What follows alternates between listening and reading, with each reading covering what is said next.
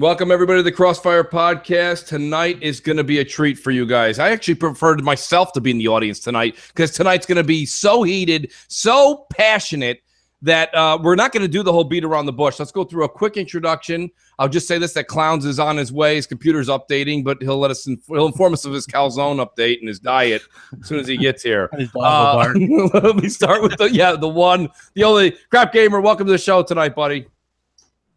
Here, cool stuff to talk about, interesting when these topics type break on these days that we're doing podcasts. So it is interesting, cool Crap, because I always say this, I only get pay dirt maybe 3 times a year. There's not a lot of information that breaks on Friday morning. You get little stuff. It's Super Mario Brothers has got a DLC coming out where Mario gets a new colored hat.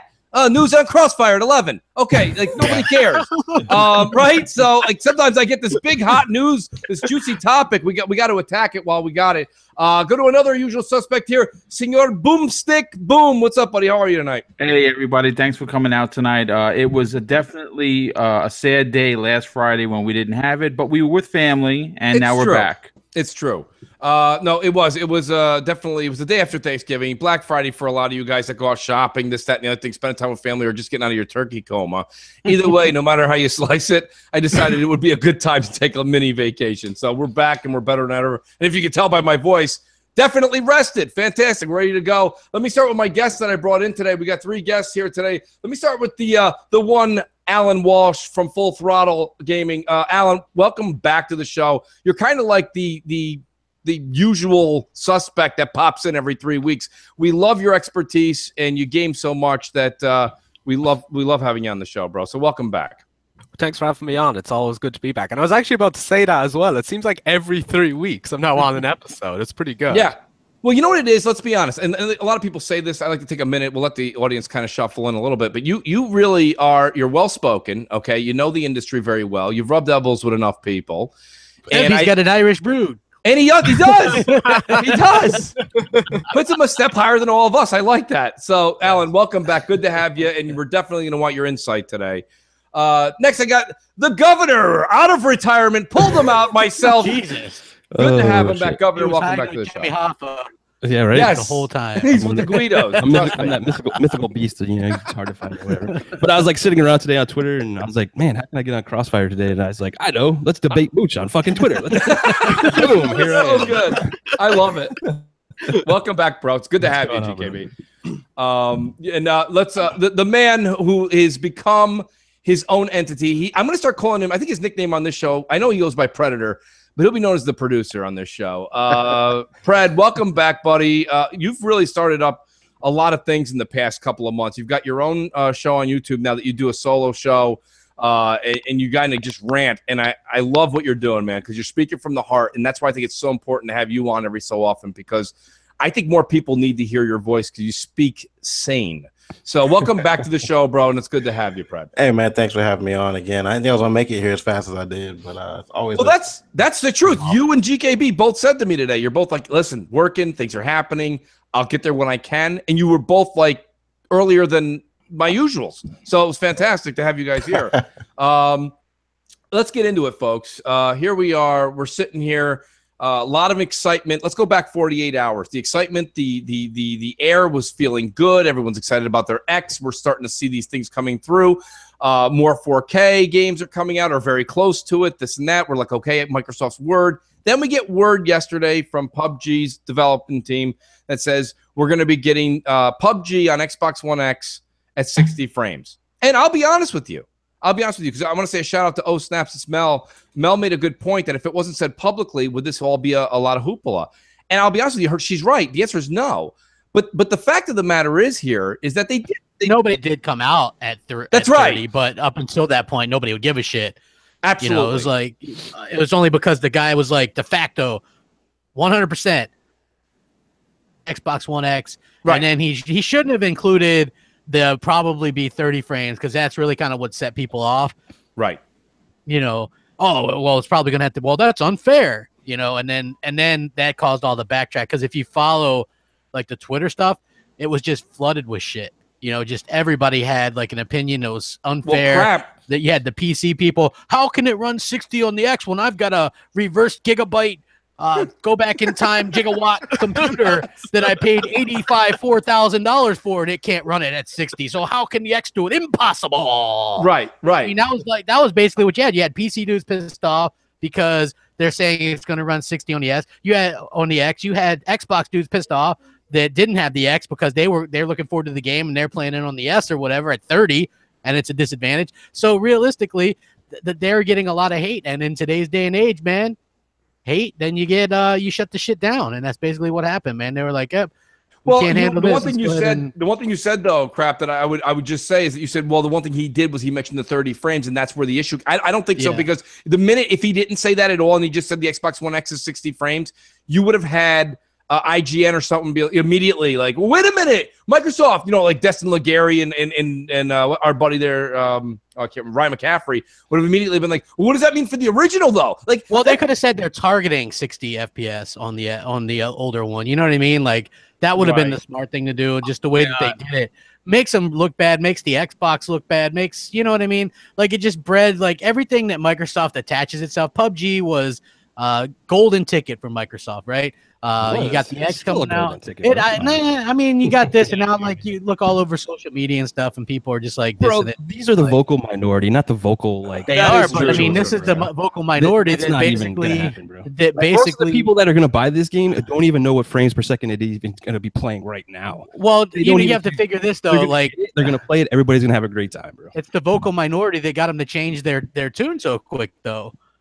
Like they're the ones that we're not the developers. We're not there. We're not inside. We don't really know what's going on. No, but I mean, less than 24 hours later. Yeah, but he could have been saying the whole time about like 60 FPS the whole time, right? But when it came down to it and it's getting really close to release time, what if they're not really hitting a consistent 60 FPS? So then you have variable frame rates and all that kind of stuff, which is actually a really shitty thing to have. And they want to put their best foot forward. So if they have to put it down to 30 FPS to get a great experience for everyone, that's fine. And you that's better for the game. One day that changed? Well, he was doing a lot of interviews before, bro, and these are like weeks and months, in the past. This interview was just from yesterday, and he says, well, it was released yesterday, but when was this is exactly what he says. Definitely on Xbox One X, 60 frames per second. Yeah. Definitely. Here's the thing, and I'm reading verbatim right here. GKB. Then he says on Xbox One, we're not sure. We may have to limit it at 30 frames per second, maybe. But the last time I saw it on the Xbox One, it was running between 30 and 40 frames per second. We're still constantly improving. Look, man, I'm not defending this developer because we've seen this multiple times throughout this generation that fucking developers put their foot in their mouths and everything and say dumb shit when they shouldn't be saying stuff. Now, who's to say that the 60 FPS, mode is just that, a mode that maybe wasn't going to be at launch. Maybe it was going to be a later on ad that he was talking that and saying, yeah, it does run 60 FPS, but you might just have to wait. And he just couldn't come out and say that and said, yeah, it is going to run like that. Because maybe that with Gears, we see that with Rise of the Tomb Raider. The fact that he backtracked so fast and just after like the people were really kind of vocal about it, like, oh my gosh, how can this be? I think that really speaks volumes for what this guy's talking about. I do think what both of you are saying, we don't really know the answer, but I mean, Crap's case only holds water. The reason being, GKB, is we know the power of social media. I mean, look at what social media has done in the past 3 years. Everything. I mean, the Xbox 180, the whole thing, right? I mean, everything. So that's where I see where he's coming from. But I do see your point. You're saying, well, the 60 was something that was coming inevitably. He didn't mean it was coming 12, 12, 17. Right. Exactly. Right. So I get that. But here's the thing, though, GKB. Now, when he comes back, wouldn't it have been nice if you were right, though? And I agree with part of what you're saying. Wouldn't it have been nice if he came out today and said, okay, we are doing what you just said. We're going to launch on 12.12, and I misspoke. We're going to launch on 12.12 with 30 frames, and then we're going to work our way up as we either progress through preview or at the end of preview. Xbox One X's focus is to hit 60 frames. Done. Okay, now, you might have still upset Crap. That's fine, and a lot of customers, but at least it's clear. Brad, do you want to speak to that? I'm just really, like disappointed, with the whole, I guess, the whole media frenzy about this. Like, you come out one day and say one thing, and you come out another day and say something else. And less than 24 hours later. Yeah, less than 24 hours later. Right. You give a negative light again on the Xbox. Yep. Yes, and it wasn't that he said what he said when he said it. Like, it should have been retracted shortly after it started being a big media hype. It took a little longer than I thought it should have taken, if that wasn't the truth and what was really going to be put out in the first place. However, it just makes Xbox look bad, and it actually is going to probably hinder a little bit other sales of this game, and while it goes until it comes out on Xbox and people start playing it and start hyping it up a little bit more, it's going to probably deter people from buying it in the beginning. Because like when I go on forums and stuff like that, the first thing I hear is, "Oh, it's not optimized. It plays like shit right now on PC." Blah blah blah blah.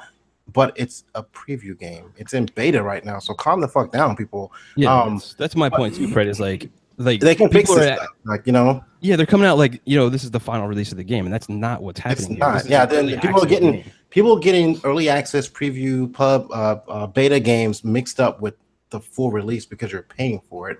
And I think mentally we're mind fucking ourselves and thinking that, you know, this is a full game, and it's really not.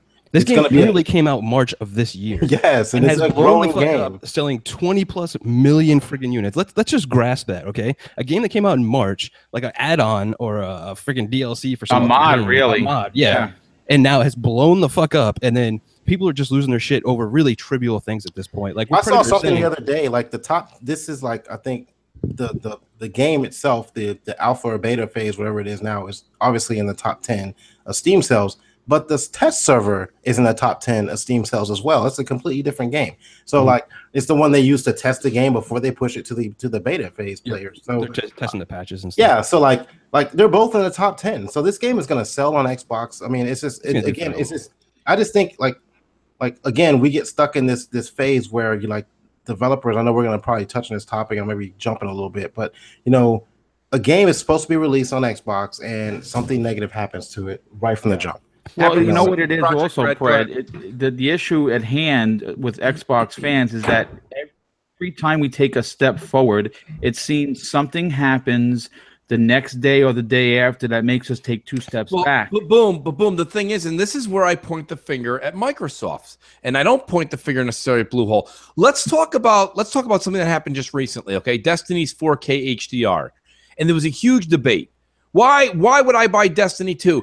Bungie has yet to come out and tell us. They have not told us they're going to do it. We have no confirmation from Bungie. This must be Sony's doing, right? But here's the thing. Sony did do something. They walked up. They said, this is what you're going to do. You're not going to say shit when you release because we paid for this shit. Yeah. Okay. Now, Microsoft, with this whole thing, everybody's got they would pick up the phone, but they're buying 2 candles in their hands. Okay. Put a candle down, pick up the phone. And, you know, and they won't just say, listen, we've got a lot of money tied up in you. We think you're the prodigy. You're the prodigy. Like GKB just said, you were nothing but a mod in March.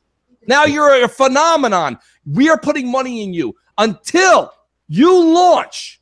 Don't say shit. Yeah. But that's not their stance, bro. Like Phil Spencer is like, hey, devs can do what they want to do and say what they want to do. But it is ridiculous. That's the risk you take. I think the issue is that the developer is kind of controlling the PUBG Xbox One launch too much, and I think Microsoft's PR team needs to kind of step in and control what they're communicating. Well, I mean, that's poor business, man. That's poor management on Microsoft. And you know, this is the thing. Has anybody had worse problems this generation with their partners than Microsoft? No, not one. Certainly not Sony.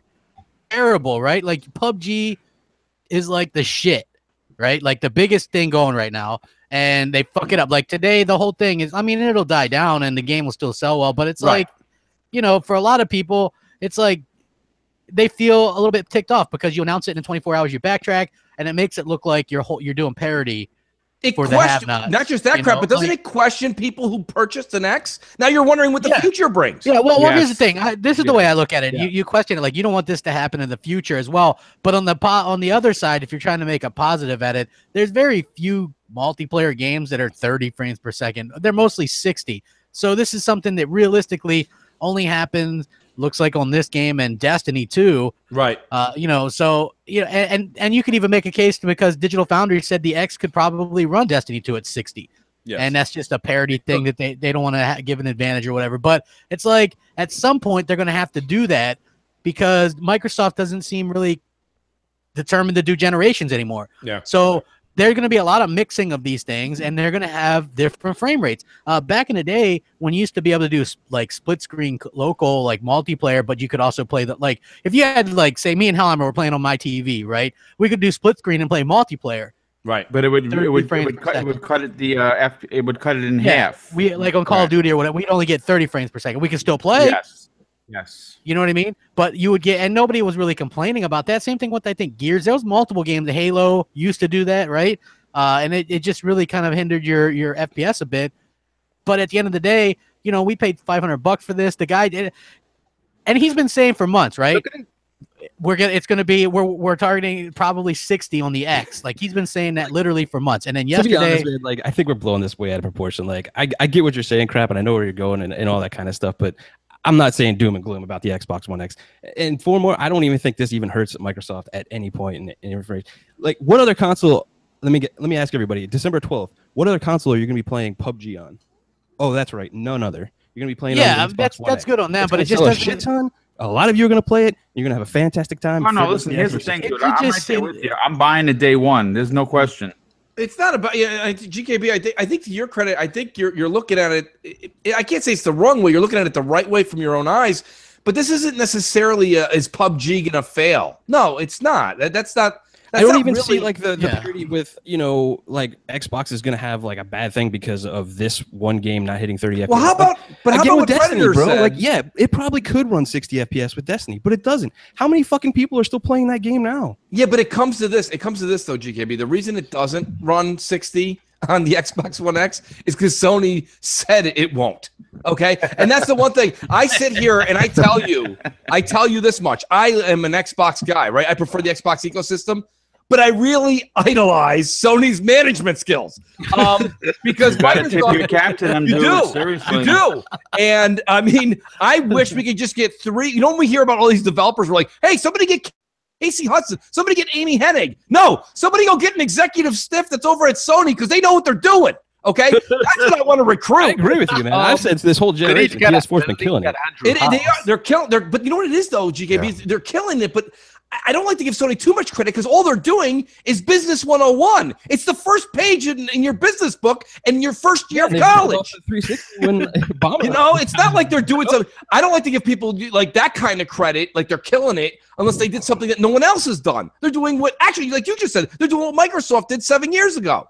Or 10 years ago. It's so funny, is that a Sony problem or is that a Microsoft problem? Like, it's a Microsoft problem. Exactly. Absolutely. I think it's just some bad luck too, because if you just look at some of the shit that's happened, right, it doesn't happen to Sony for whatever reason. Like, look, Crash Bandicoot Collection or whatever, that shit's coming to Xbox, but they still haven't said that it's coming to Xbox, right? But then you look at Rise of the Tomb Raider and they leaked that shit like way early before. And who's got a bigger deal, the Rise of the Tomb Raider deal or the Crash Bandicoot deal? Of course, the Rise of the Tomb Raider just got millions. Look at Witcher 3. You got the developer saying it's gonna, you know what I mean, like bashing the Xbox. You got the guy from Assassin's Creed on E3, the largest stage in the world, calling it the Xbone X. Yes.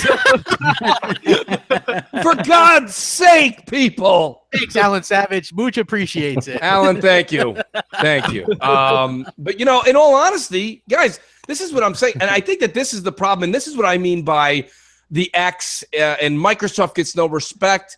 I mean, they get no respect. Yeah, I was going to say if the great Rodney was still alive. But this isn't right. You don't see this happen with any developer. Like, why are people like, you know, calling up, you know, the people who made Nihon? When's Nihon coming to Xbox? When is it? You're not owned by Sony. We could. I mean, no, you don't hear that, right? You don't hear it, and you definitely don't hear any developers that work for Sony in the AA space ever talking any smack. You know what happens Sony. As soon as we do that, everybody's like, look at the Xbox guys crying for Nihon. Right. You know.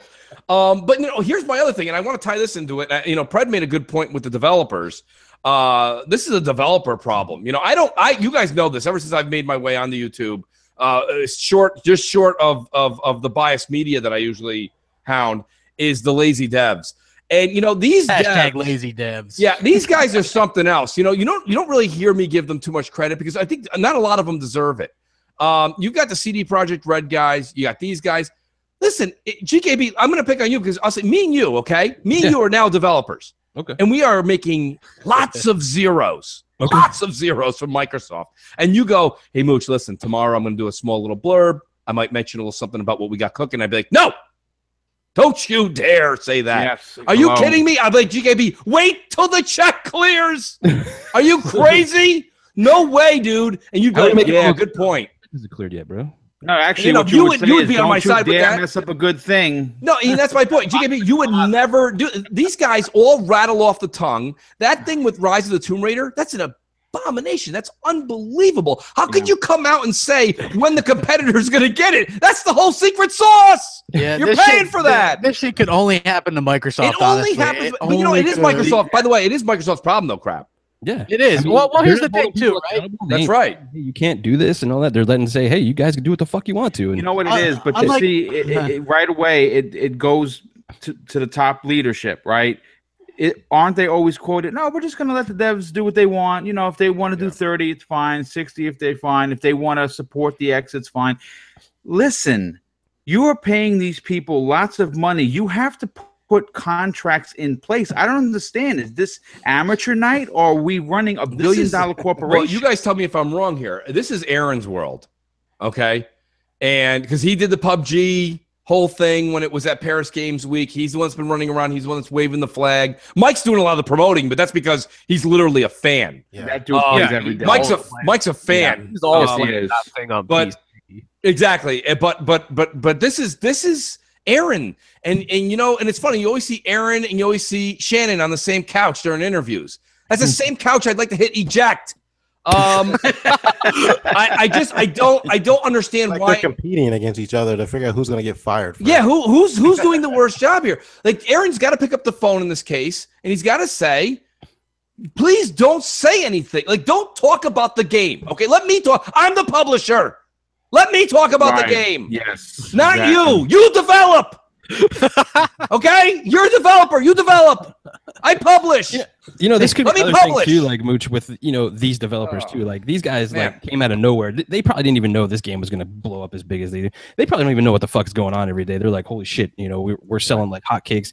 What do we got to do and this, that, and the other, and they're just blurping on because they're excited about it and all that shit. They shouldn't be saying that, and I'm not damage controlling that shit. No. They should have shut the fuck up and not exactly. They did, but we have to wait and see. Like, what with all the money that they've made so far, maybe they should have hired a PR firm to basically do the speaking for them, so this kind of shit doesn't happen. I'm sorry. Well, usually have community managers and stuff for that stuff, right. And I don't know like exactly what the deal is because this is like a higher up.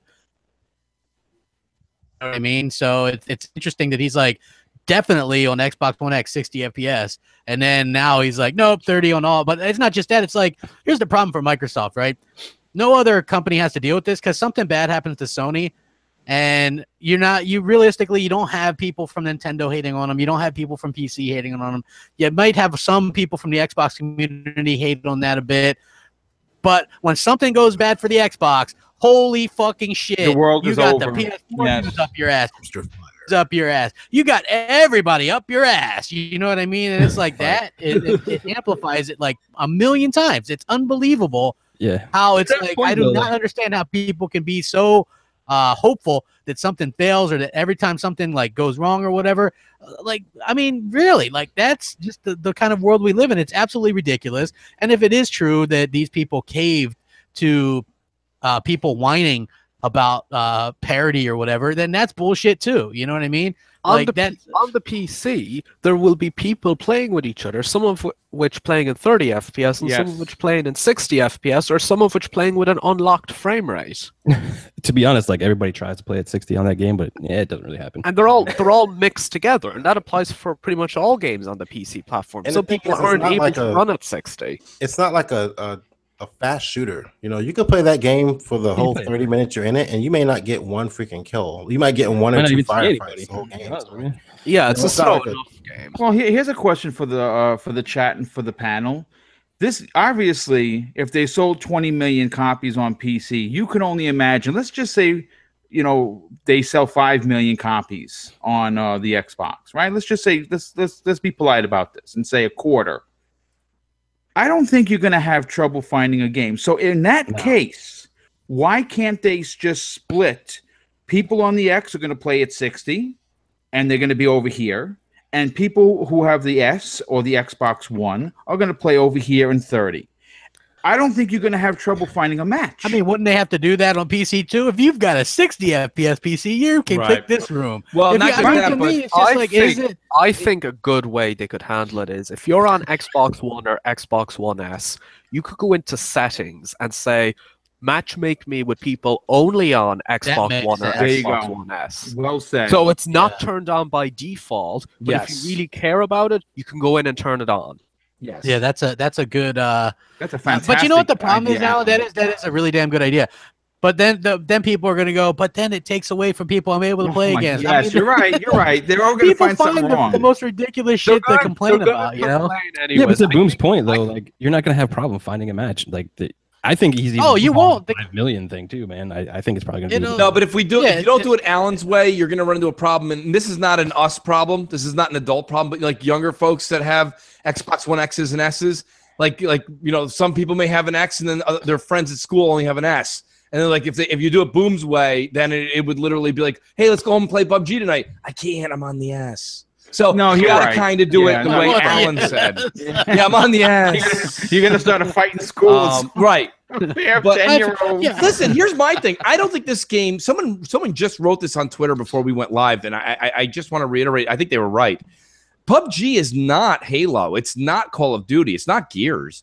Yeah, exactly. It's a much slower paced thing. So me at 60 frames doesn't it in this game. This doesn't apply for a lot. And GKB, you help me out with this. You've played it a ton. Yeah, it doesn't really hurt if I'm at 60 and you're at 30, or unlocked at 30 or 40. Like I don't think that puts you at a major disadvantage. No, the only thing I would say, dude, is just not the variable frame rate. Like if it's going up and down between like 40 and 60 and stuff, that's not good when you're playing like gunplay and all that kind of stuff. So they need to find that happy medium where everybody's like kind of like that, because I hate that like shit when it happens on there. But yeah, you're completely right. Like if you're playing this at 30, 60 is obviously is better. But if you're playing at 30, it's not gonna like hamper. Not in this game, because you're sniping from a mile away or anything like that. Yes, fast-paced, twitchy shooting, absolutely. Response time's a big deal. This is not that kind of game. And where I was coming from on Twitter is kind of from that perspective, because Predators played it on PC, I played it, and all that kind of stuff. And you could tell from this kind of game, you don't really need that high frame rate. Yes, it is nice, and sure, the Xbox One X can do it, but you don't really need it. It'll play fantastic. The first time I saw this, before I knew the phenomenon, before I knew really what PUBG was, and Mikey Barr was you're like, what's this SOCOM 2 on PC? No, I got one to trump you. I tuned in to watch Mikey Barr stream it.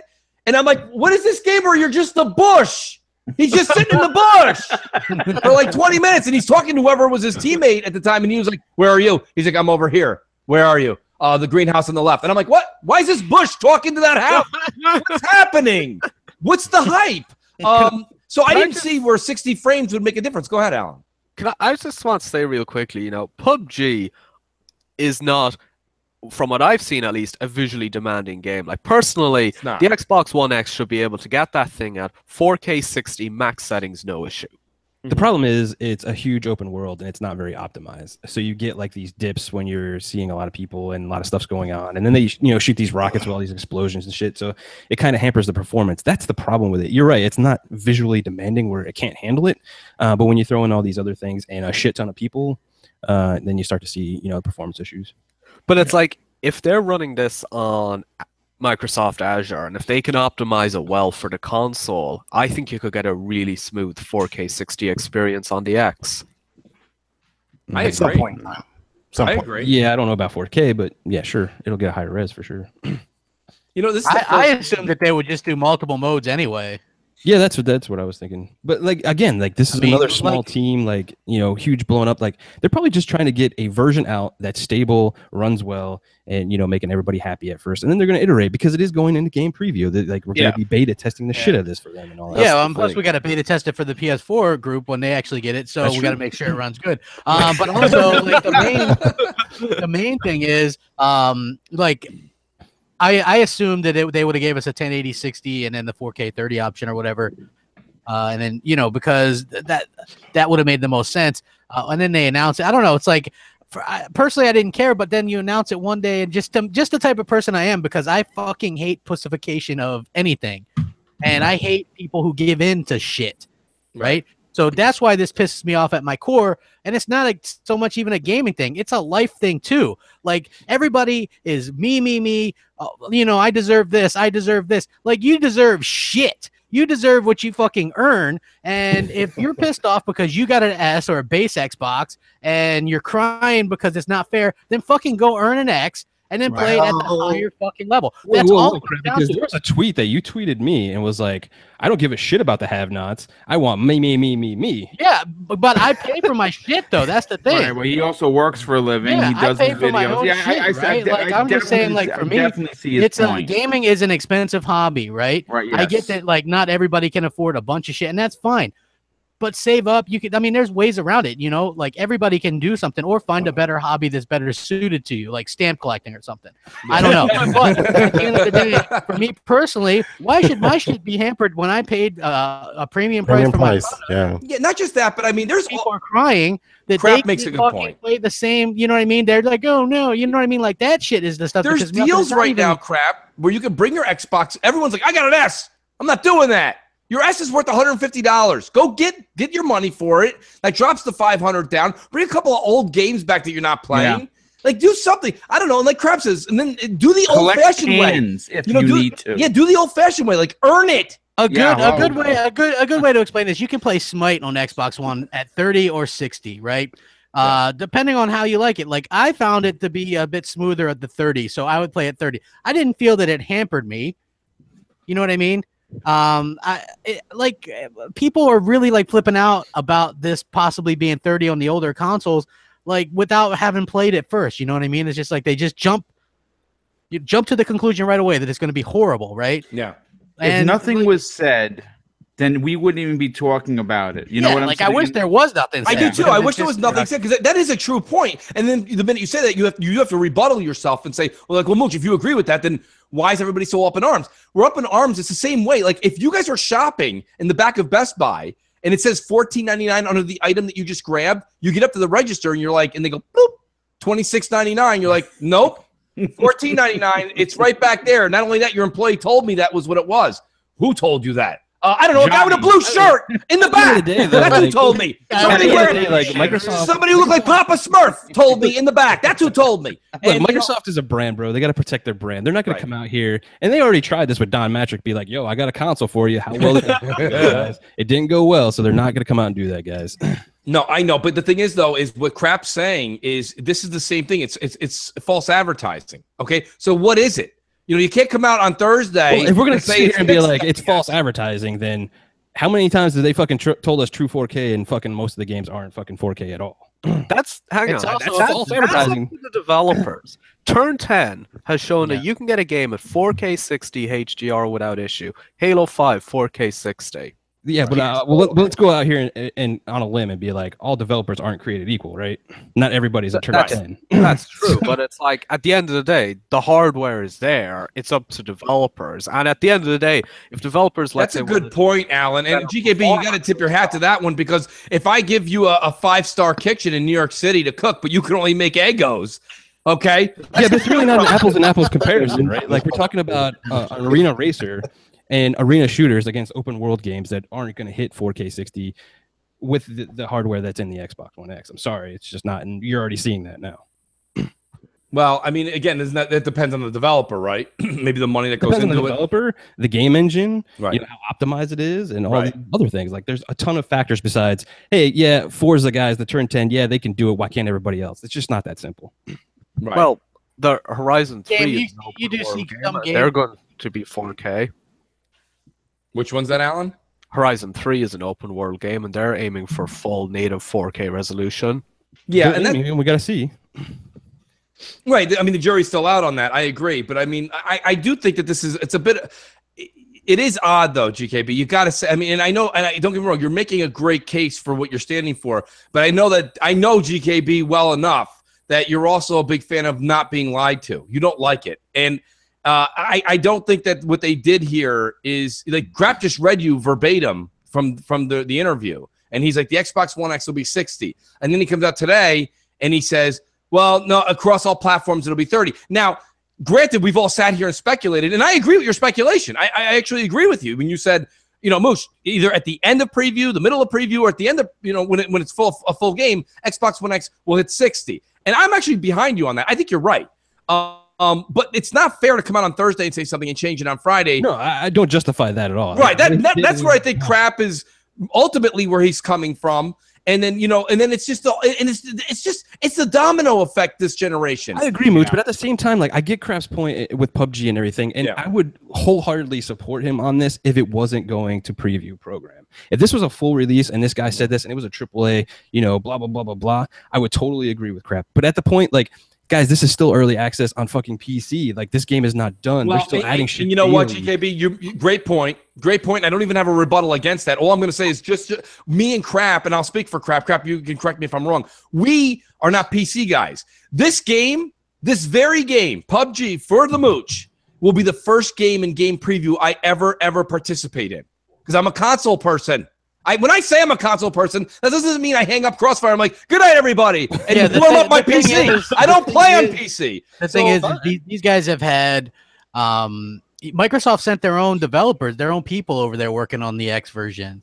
And that's fine, bro. But at the end of the day, like, if you haven't, and here's the problem with just console players, like, they haven't experienced it on the PC, so they don't know how unoptimized this game still is. That's right. Like, they're bringing this code over to the Xbox One X, and people are like expecting it to do all these crazy things because it's on the X. That's just not true. I actually didn't expect it to run at a full 60 the whole time. I figured it'd run up to somewhere along those lines. But then you're getting the variable frame rate, bro, and then you're like getting judders and stutters and all that kind of stuff. Yeah, I understand that. But I also realized that like the consoles are easier to optimize and sometimes the reason why the PCs aren't as optimized is because it's moving targets all over the place. Yes. And so even with like better hardware, you might not get better performance, because I saw a lot of PC dudes pissed off at the announcement yesterday, right? They were bent out of shape. Yep. They were, and they were bent out of shape because they've got, like I said, I don't like Titan X's or whatever, and they can't run the game at 60. Somebody actually messaged me and said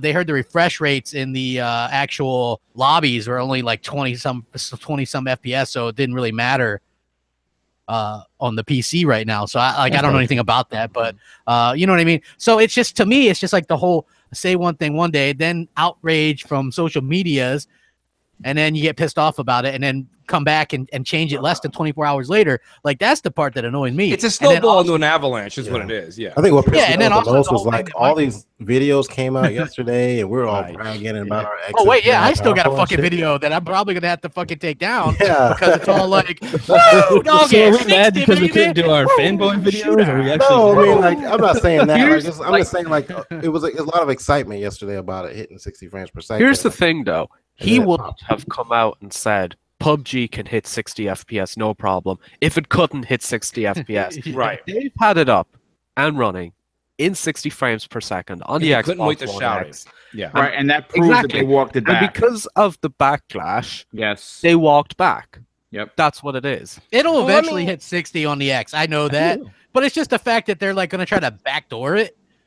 Like, you know what I mean? Like, oh, well, it's really going to be 30 over everything. And what should have happened, very simply, is he should have come out today and said, look, right now we're trying to figure out a way where we can get the X running at 60 and get the S and the original Xbox One running at 30, and have those players be given an option to where they want to link up and play. Yeah, exactly. And if he would have said it like that, this whole firestorm would have been out before it even started. It'd be, oh, okay, yeah, you know what? They're going to try and fix this because players on this over here can choose if they want to play against 60 or they can stay in the 30 realm, and that's fine. And it would have been the end of the story.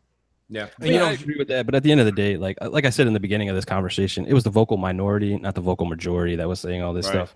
And at the end of the day, I mean, they're going to do what they want to. They're devs. They control this game. They're going to do what I agree. No, I agree. And, Clowns has jumped in. Clowns, I don't know if you Clowns, what's your take on all this? Oh, shit, Clowns. Yeah. Oh, crap. I'm trying to talk. You cut 45 minutes, man. I'm trying to talk. You cut me I was in off. calzones, bro. 45 I'm going to minutes. some anchovies in that calzone. Anchovies in that. That's great. Have the garlic. Yeah, no, Mooch, it's not a big deal for me because I wasn't going to get PUBG anyway because I thought it took them too long to do it. However, I'm just disappointed that they gave out misinformation. Like, they said 60 frames per second first for Xbox One X, and then they went down to 30. And I was kind of wondering, you know, was this the devs behind PUBG that did it, or did Microsoft, when they went out there, tell the guys, hey, we need to have an even playing field for all our fans across all the consoles? It's not Microsoft, because Microsoft has been on record saying they don't dictate the frame rate. Right. Yeah, but Microsoft has mixed messages everywhere this generation. Oh shit! This just in: Sea of Thieves, new information coming at Game Awards. Who didn't want to see new Sea of Thieves shit, huh? Am I going to see them going through a tunnel and looking at a chest again? I'm hoping to see them fighting those damn skeletons again. I'm not buying that game. I'm telling you, bro. I'm telling you, man. Hey, you know what? It's like the same thing. I don't want to fucking see God of War, him tugging around that kid all with him, or fucking Spider-Man doing a QTE. I don't want to see any of that shit anymore either. Like, that shit basically gets old fast. We'd like to see some new games. Would be nice. Yes. You know, I want to reiterate what Crap said, though, because I did write this morning when I got up and I saw that. I wrote to Mike Ybarra. Mike Ybarra literally wrote me back and he said, look, he goes, I'm not the developer of that game.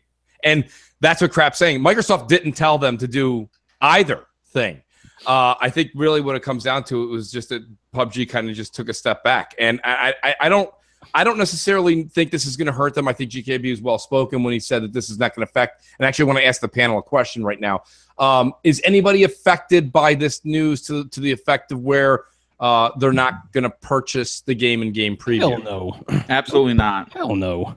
Okay, so all right, so you guys are all in there, clowns. You said you weren't getting it anyway. I wasn't getting it anyway because they took too long to announce a release date. That wasn't your thing. Okay, Crap. Where do you?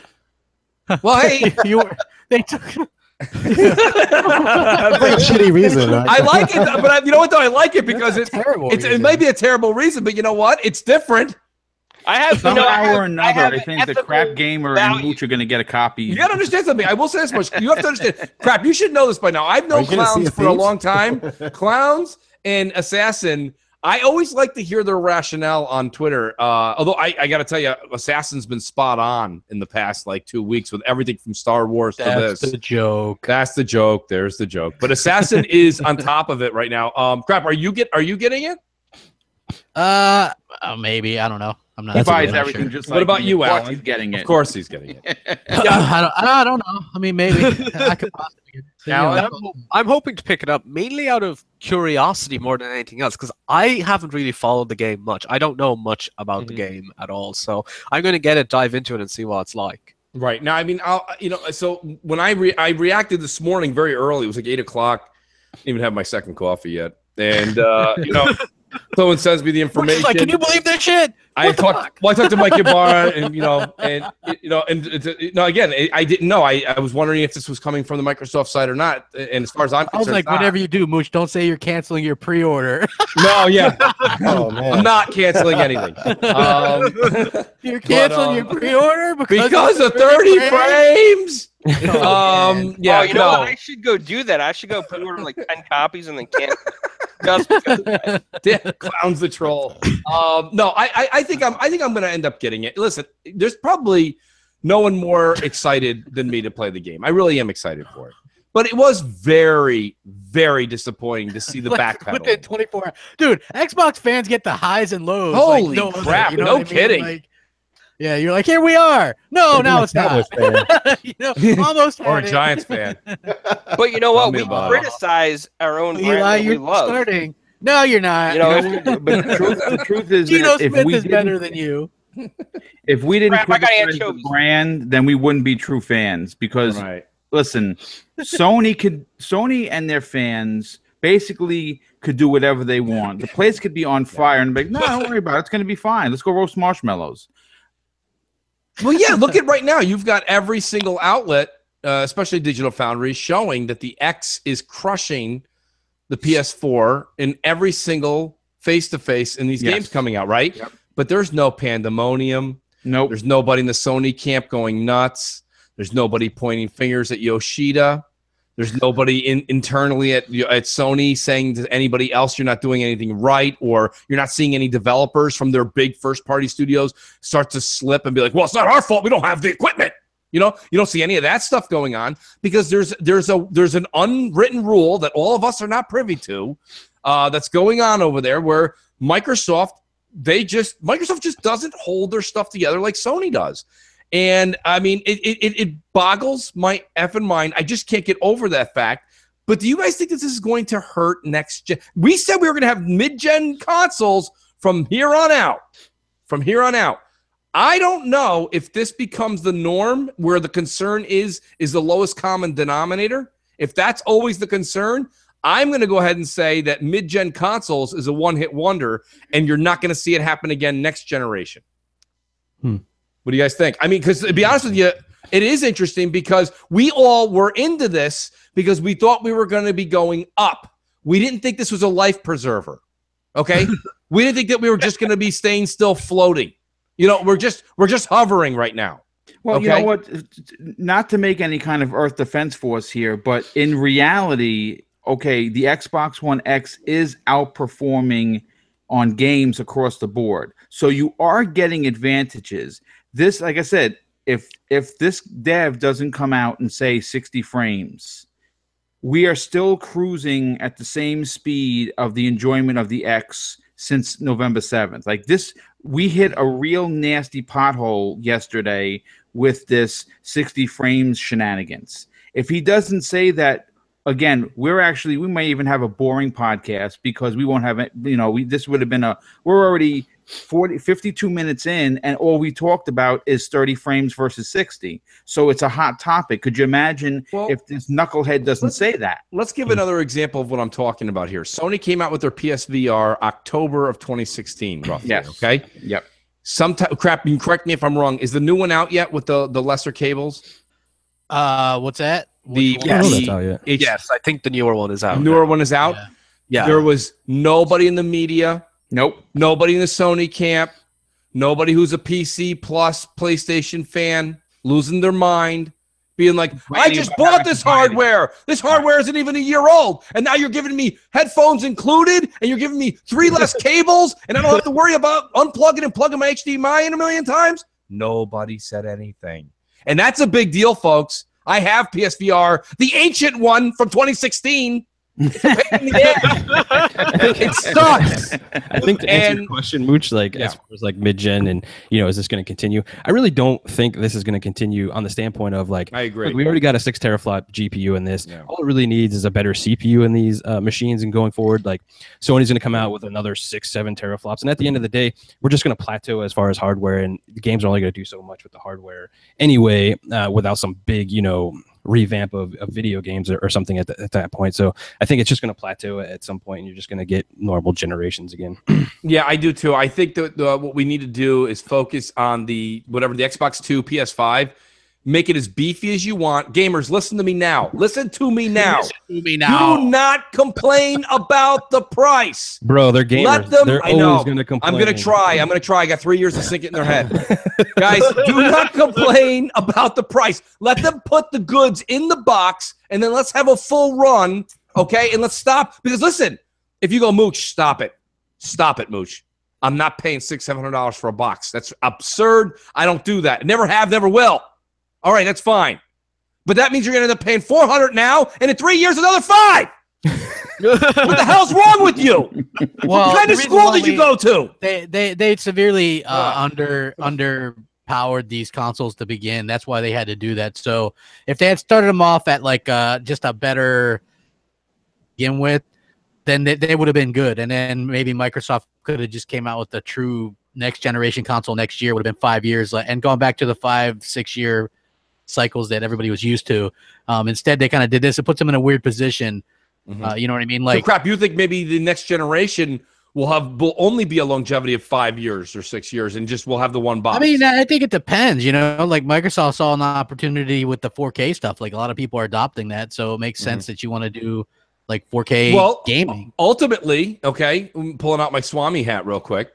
Ultimately, if next gen starts 2020 or 2021, 4 years from that point, 2025 would be ultimately the same position we are here today, but going into the 8K generation. And 8K, I don't think there's. Well, yeah, crap. You can't sit here in 2017 and tell me in 2027 my TV's going to be floating. Okay, so you can't tell me that I'm not going to be at 8K or 7.5K or whatever they want to call it. Okay. We're going to be somewhere. On my 4K TV. Yeah, but you got okay, and Alan, that's awesome. But Alan, in 2017, if you have your TV and in 2027, the same one, we're gonna have a sit down, talk offline. I'm gonna be like, Alan, what went wrong, Alan? What went wrong? Bro, I hope there's no fucking resolution talk on the next gens, man. I just hope it's like, let's develop new fucking gameplay. GKB, all we need is you're right. Xbox to have the more powerful console, and there'll be no resolution talk whatsoever. That's true. That is true. Very well put. GKB, you won't have that problem at the start of next generation because we're gonna be in the middle, smack dead in the middle of the 4K generation. So no, you're right. You're not gonna hear that garbage going into the next one. I think the next generation is all about the CPU. It's all about the frames, right? And now you guys are all there's a couple PC guys here. Explain this to me. You can all play your games at 120 FPS. I don't know. You guys can play it you can play it so fast that you're actually in the next week. Does it matter? Does it matter if next gen consoles come out and we're only at 60 frames? Does that matter? I think 60 frames would be perfect. Yeah, it's a sweet spot. Okay, so do more like 100, but you still need a freaking monitor with a refresh rate to really take advantage of 120 frames and all that kind of stuff. So I'm noticing though a lot of TVs seem to be supporting 120 hertz now. They do now. And what I've actually noticed is because I recently got the 4K TV, and I tried Horizon 3 on it, and one of the things I noticed with it was that the game felt ridiculously more smoother than it did on my older TV, and it hasn't been enhanced. The only difference was it had the HDR enabled, but it just felt a lot more smoother to play. So I feel like the improved refresh rates of TVs nowadays might mean we might see console games start to go beyond 60. And therein lies my point, Alan. Thank you for giving a great example. That's what I'm saying. Next generation, whether you're talking about 6, 7, 8, even there's people in the chat putting down, 10, 12, 150 T-flops, whatever. Okay, like you said, whatever. We're only hitting 4K, dude, okay? We only need to hit 4K because that's the TV at hand in 2020, 2021. But I don't want to get into the whole, guys, I was going to get the Xbox too, but to be honest with you, Sony with that 120, I just couldn't pass it up. So is 120, would you say that it's a viable option, GKB, or would you say 120 trumps 60? Look, more FPS is always like great. Like if you can get more, that's fine. One, you need a monitor to support it. If you do, great. But I think the minimum and the bare minimum needs to be 60 next generation. Understood. No ifs, ands, or busts. No. But don't you feel like 100? Whenever I've seen anything played at 120, you ever see anybody with their computer at work where they put their mouse on ultra sensitive, and if you just actually pick up the mouse, it moves all the way to the left? People like that, man. I don't know. People do like that. I think that's so annoying. But like 120 frames to me looks like it's so twitchy you can't even play the game. Isn't it over the top? The twitchiness comes from like your mouse and the sensitivity and all that stuff. You could definitely turn it down, just like you can turn down your sensitivity on your Xbox and all that kind of stuff. So, I mean, it's going to take some getting used to, because if you definitely come from console and you've been playing like 30, granted, not all games are 30, I get it, but and then you go to like 120 hertz, it's going to be a difference. It's going to be a little bit of a learning experience for you at first to get all that stuff down, but you'll be fine. No, I totally agree with that. And we've done an outstanding job. This panel is so passionate about this, folks. We've talked about this for 1 hour. I would 100%. I 100% doubt that every game next gen will be 60 though. I don't think it's going to be 100%. I can't blame you for thinking that crap, but I would say shame on whoever doesn't. It's crazy, right? Like the NES and all that stuff. Like every game was like 60 plus FPS, and now we can't fucking hit 30. That's because those games look like shit. The thing, like, they look like shit, but nostalgia is a hell of a drug, bro. It sure is. But here's the funny thing is like I was looking at an Albert Pinello interview, and he was like, dude, developers can do 60 on most things now on the X. The reason why they're not, because there's some developers who have a vision for a game or whatever, which is true, because you've heard developers say, well, I don't mind it. You know what I mean? Or we're going for a cinematic thing or whatever. We'll do uncapped on PC, but for the most part, we really want people to experience the game at such and such, or they try to get that extra power for graphical stuff. Like developers all the time will go like, that's what they really I get your point, like crap, and that's definitely like a conversation for this generation with like the hardware the way it is for this generation. But if we're talking like next generation, like where they're going to put a better CPU and it's going to be able to handle all this stuff, and we're not going to have to worry about like that, there's literally no reason that you can't hit 60 FPS. Yeah, I agree. I don't buy into the whole fact like 60 FPS ruins like the fucking vision of the game. That no PC guy ever said that in their fucking life. It's just bullshit. Well, their version of playing stuff is a little bit different. Doesn't hit 60 FPS next generation. Please, people, do not support that game because that's literally bullshit. Right. I think there's probably still going to be some open world stuff that probably won't hit 60. I don't know crap in 5 years how they couldn't afford. I think the CPU will definitely be able to handle it. I think it comes down to what engines these people use as well. Yeah, you know, like it comes down to resolution and graphical presets as well. Messing around with the S still around that time, they're making games for that. Then they may fucking put a chokehold on some of that stuff too. Yeah, I have to wonder. I just don't understand the whole I guess I get it right now, but you got to look at the equation from both sides to the equal sign, right? So everyone right now, because the X just came out a month ago, everybody's sitting there going, well, Mooch, you can't go ahead and just discredit the S. There's so many more S customers than X. You're right, but you have to look at the other side. To get equals in the larger number on the other side, you have to actually have something appealing for the S customer to want to jump over to the X. And PUBG was actually, in my personal opinion, one of the better games to do that with, because it's in-game preview. You can kind of tease people with it shortly until it gets its full release. And if people could slowly gravitate to the 60 frames that was going to be available on the X, it may be the jumping point or the leaping point or the tipping point for them to come over from S to X. And I thought that was a really good way to do it. And it's not it's not an intensive game. It's just not. I'm sorry. It's not an intensive game. True. This game should have came out like 2 or 3 weeks ago. Oh, agreed. Probably. Absolutely. That would have helped. That would have helped that what you were just saying just now. That would have helped that. If that would have been day and date with the X, forget about it, dude. I mean, come on. If you go back 4 years when they were planning the X to come out, I sincerely doubt that they thought their launch lineup was going to consist of fucking Lucky's Tale, Super Lucky's Tale. You know what I mean? Right. Like, I'm sure that the plan was to have. Great game, by the way. But yeah, I mean, I seriously doubt that they wanted to be like that. I'm sure Crackdown was an idea for now, or Sea of Thieves, or fucking Scalebound, or whatever. Yeah. Crap, what is, and I shouldn't say crap because I'm not sure how much of it you played, but anyone who has, please speak up. What is Fortnite hitting right now on their Battle Royale? 30 frames per second, baby. There you go, folks. Actually, there's an uncapped frame rate. Somebody told me on that. There's a whatever, so I don't know. Supposedly it can go higher than that, but they did do that game is 4K, quote unquote, according to the developers on the Xbox One X. So.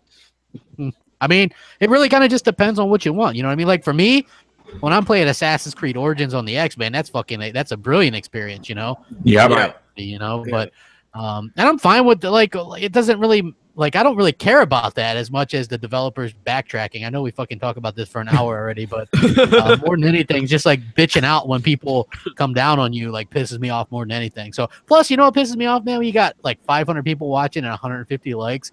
Man, it kills it, man. I can't hit that like button. God, I hit that like button for God's sakes. I can't do it. It's too much, damn it.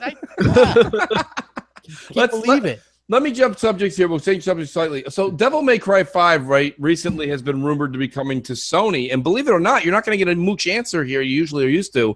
I'm actually okay with that. My reason being is, and now I'm going to make you guys chuckle, the main reason I'm okay with it is I realized yesterday I don't ever use my PlayStation. Ever. So I was like, well, when I saw this at first, I was like, well, that's not fair. And then I was like, wait a minute, Mooch, calm down. You might actually use the other machine you bought.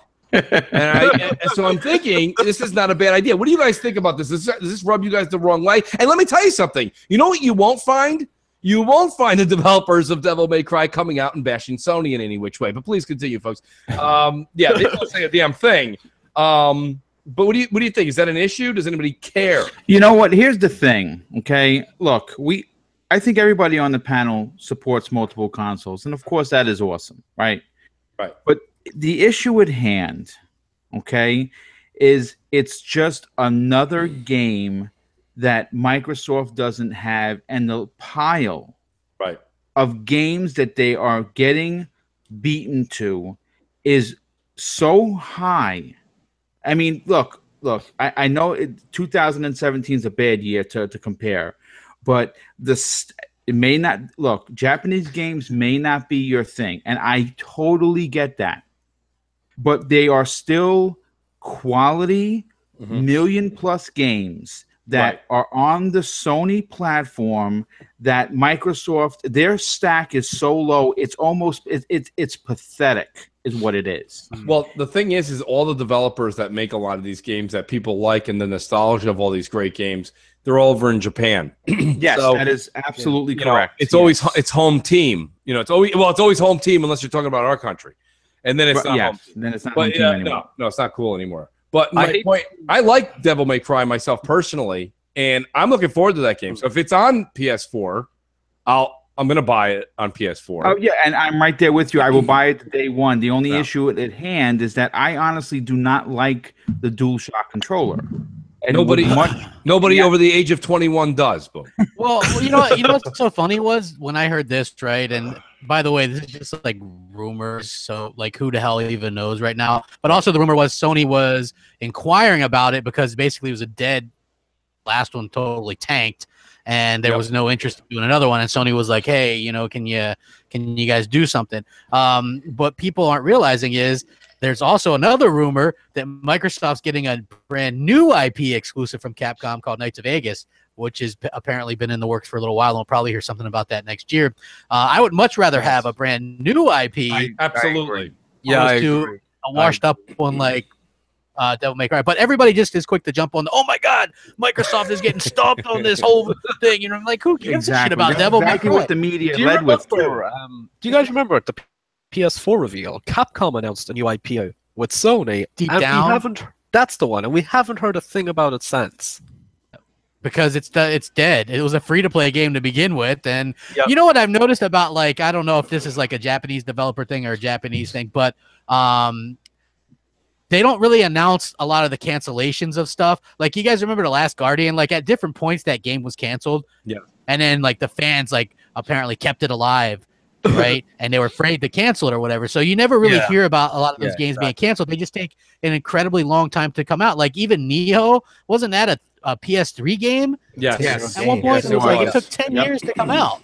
So I think that these games either they take an extended period and they're announcing them way too soon, or there's something going on there. Well, that's the thing, and that comes back to the bias that I've been talking about. Neho's a game that I actually like, but let's be honest, it's not graphically stunning.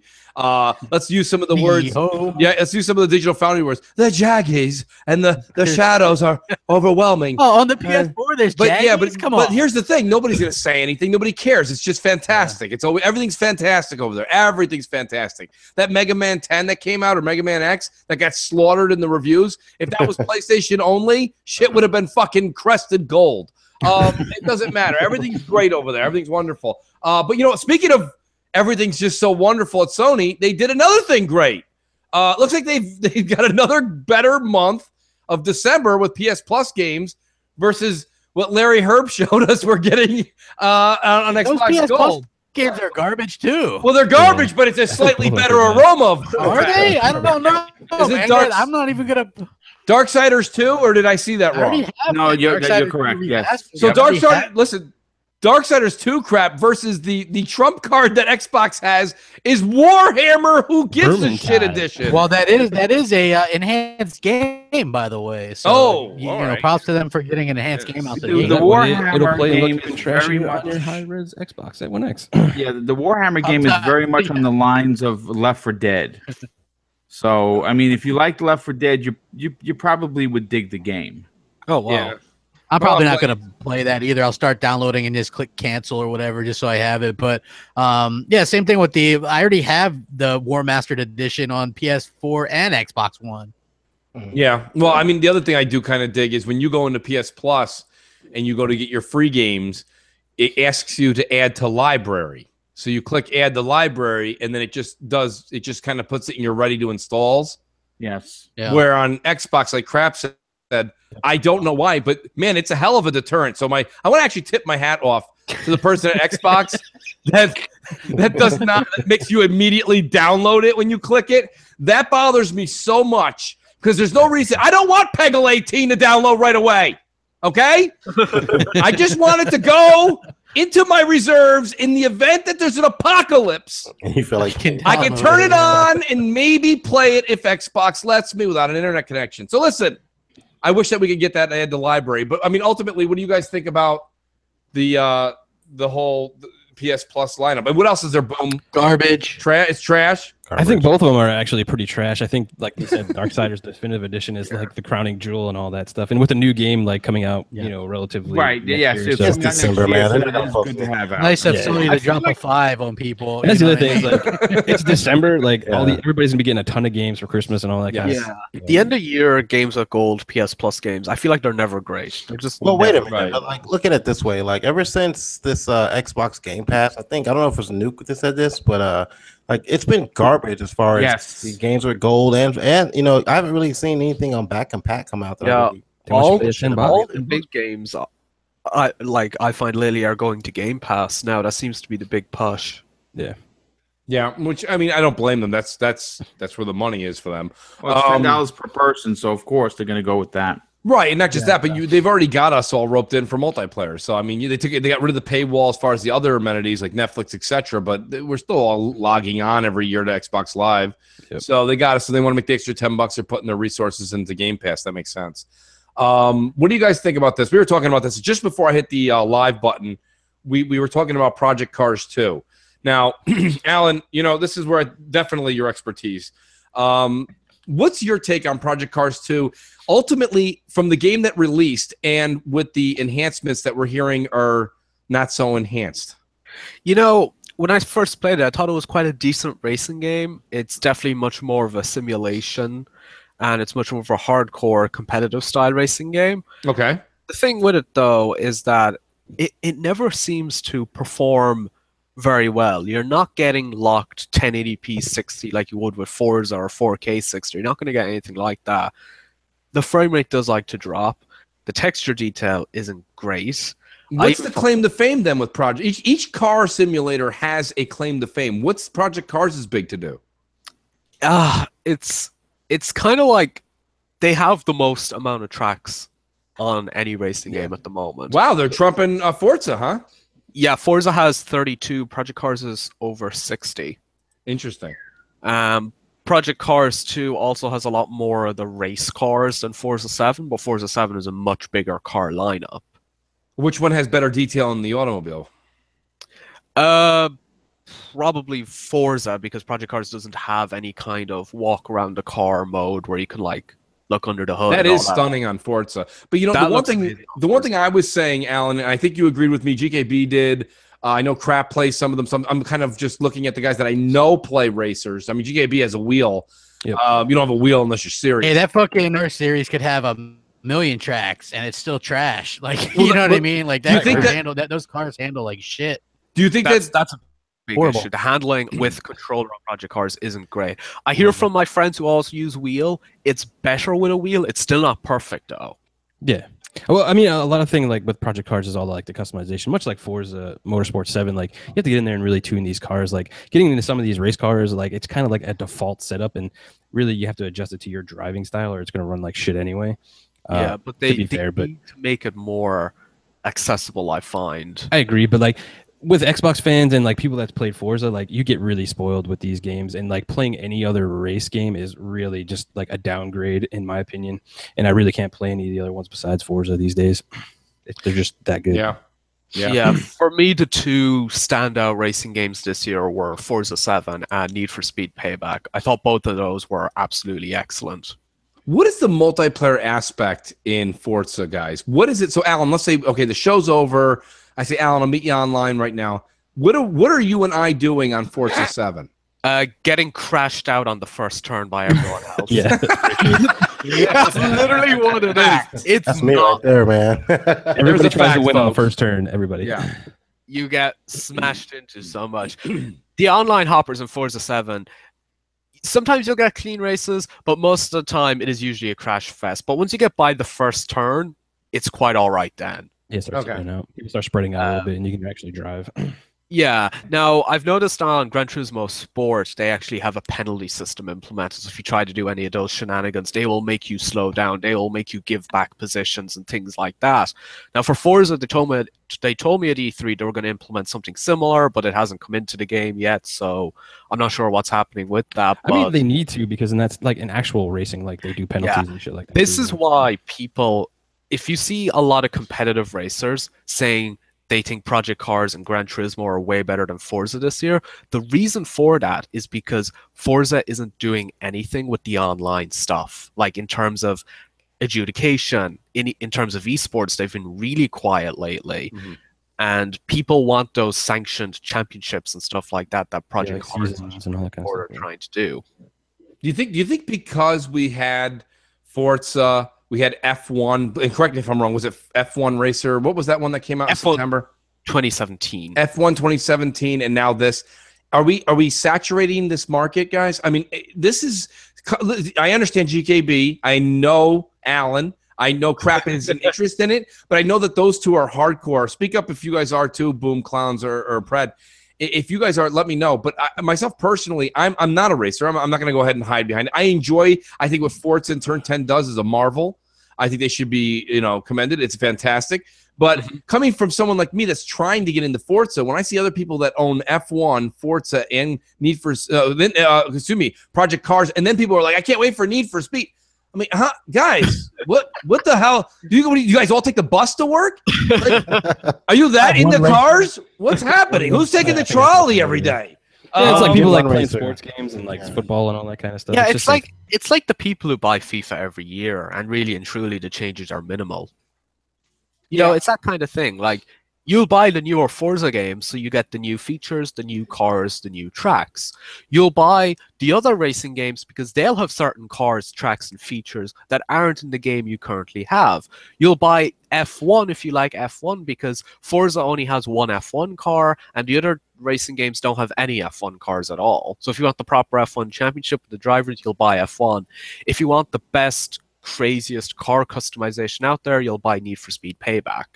I think the other side of that too, like why people like really like these car games, is like it's the only way a lot of us out there will be able to ever drive, some of these cars. Like I make a decent amount of money, but there's no way I can go and afford a Ferrari or anything like that. But when I play Forza and stuff, and with my wheel and everything, I kind of get that immersion to hey, I'm driving a Ferrari, and that's really cool to me. And that keeps me excited. You get the same immersion with a controller, I find, as well. Like, you boot up Forza 7, you take, like, I don't know, the McLaren P1 or the LaFerrari on a track like Spa, turn on the dynamic weather, get some thunder and lightning in there, and have it running in 4K. Like, the level of immersion and the intensity, and I don't know, man. Like, when you get a wheel and you have that force feedback and you feel like the tires like skirting and stuff, man. No, I get that. I do. But it's Alan, if you ever get an extra wheel, I'd like to give you my address. Listen, I think I got to be honest with you.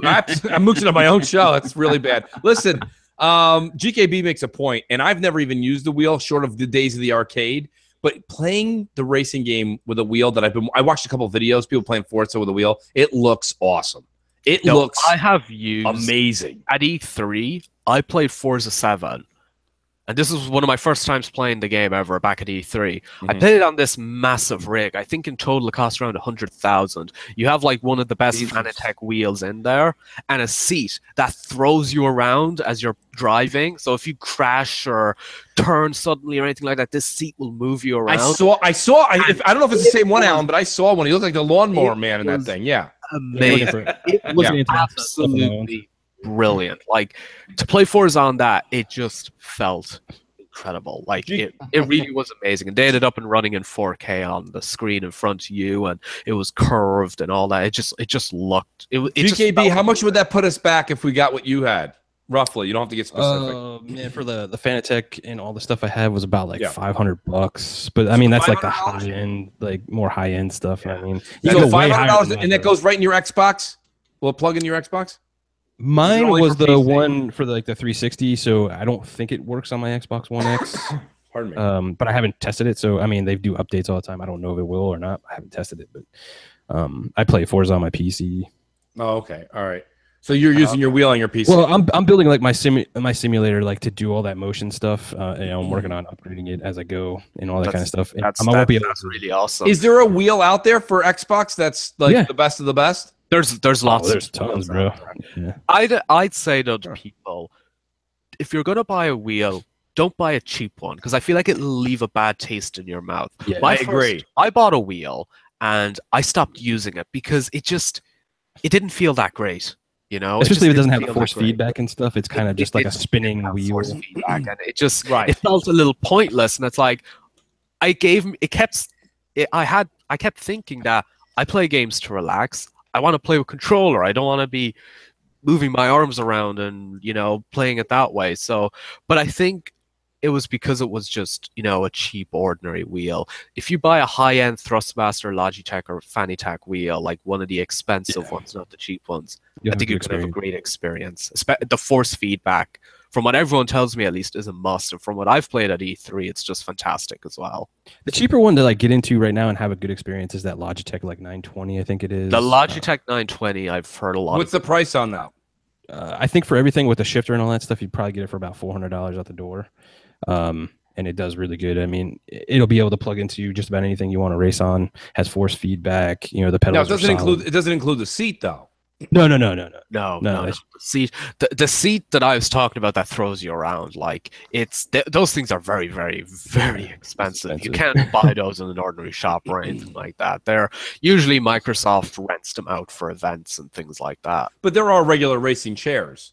Yeah, absolutely. A friend of mine is big in the Forza. Absolutely. He sent me a picture of it. I'd have to go back into Twitter and look at the DMs. You can get like his was $1,400. It was a massive rig. Wow. Yeah, that's like one of the really good ones. Like, but you can get into like $100 to $150 to get like, you know, your basic, you know, wheel mount and a seat and stuff like that. You don't have to go that crazy. Right? No, I agree. No, I would never even recommend this. I would totally go that crazy. For sure, it's insane, GKB. You should just think. It looks like it's a chair. It looks like a hammock. And it's got a wheel on it. I'm all about it. Insane. But let's do this, guys. I want to talk about a couple other things while we have some time left. Destiny 2's 4K HDR comes out next week, and I'm excited. Are you? Well, it's 30 FPS, guys. You can't be playing this. No way. Yeah, but they told us it was 30 FPS. I haven't played it. I've been holding off, waiting for this upgrade. Well, Alan, good. I think Junkie's coming on. Crap. I don't know if Crap will do it or he won't, but. I got a character ready to go. I wanted to play the entire thing through in 4K. We know Crap will be too busy on PSVR. This is true. Whoa. Crap's on hiatus right now, but Fat Princess. Yeah, right. No, but I'm excited for this because I want to see. I haven't touched PSVR since the X came out. He came right out of hibernation. He was like, "Who said that? How dare you?" She-Wolf says she's in. I mean, I think this is a big deal. Do I think it's going to, make you a believer in Destiny if you didn't like it before? No. But if you've played it as much as I have, and GKB, you have Destiny too. Yeah. So if you've played it, wouldn't you say that you would play it again in 4K or you'll try it? Oh, hell yeah. Hey, that's what somebody. 4K. I think. To be honest, man, like I don't really care what resolution games are played at. I think HDR is way better feature than anything else, like resolution and all that kind of stuff. So I'm really happy that it's getting HDR support and all that kind of stuff. It's fun. I'm glad you bring that up because it's kind of a sidebar I want to bring up with everybody. HDR, don't get me wrong, I'm not going to sit here and tell you that HDR is not a big thing. It absolutely is. And some would argue, GKB, what you said, it trumps the 4K element. Mm-hmm. My problem that I'm having is depending on the game, and I don't know if this is another developer issue or not, but some of the games looks like they're bleeding like pastel colors.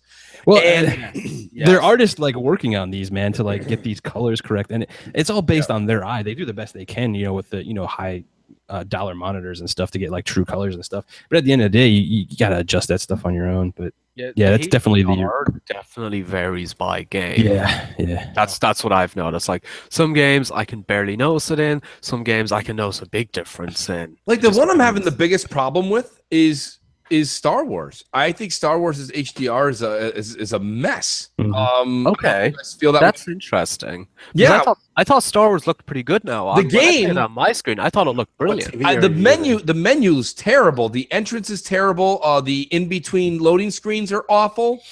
No one else. I don't know if anyone else is having these problems, but no, the game itself, Alan, when you're running through the campaign or you're playing multiplayer or you're playing the arcade.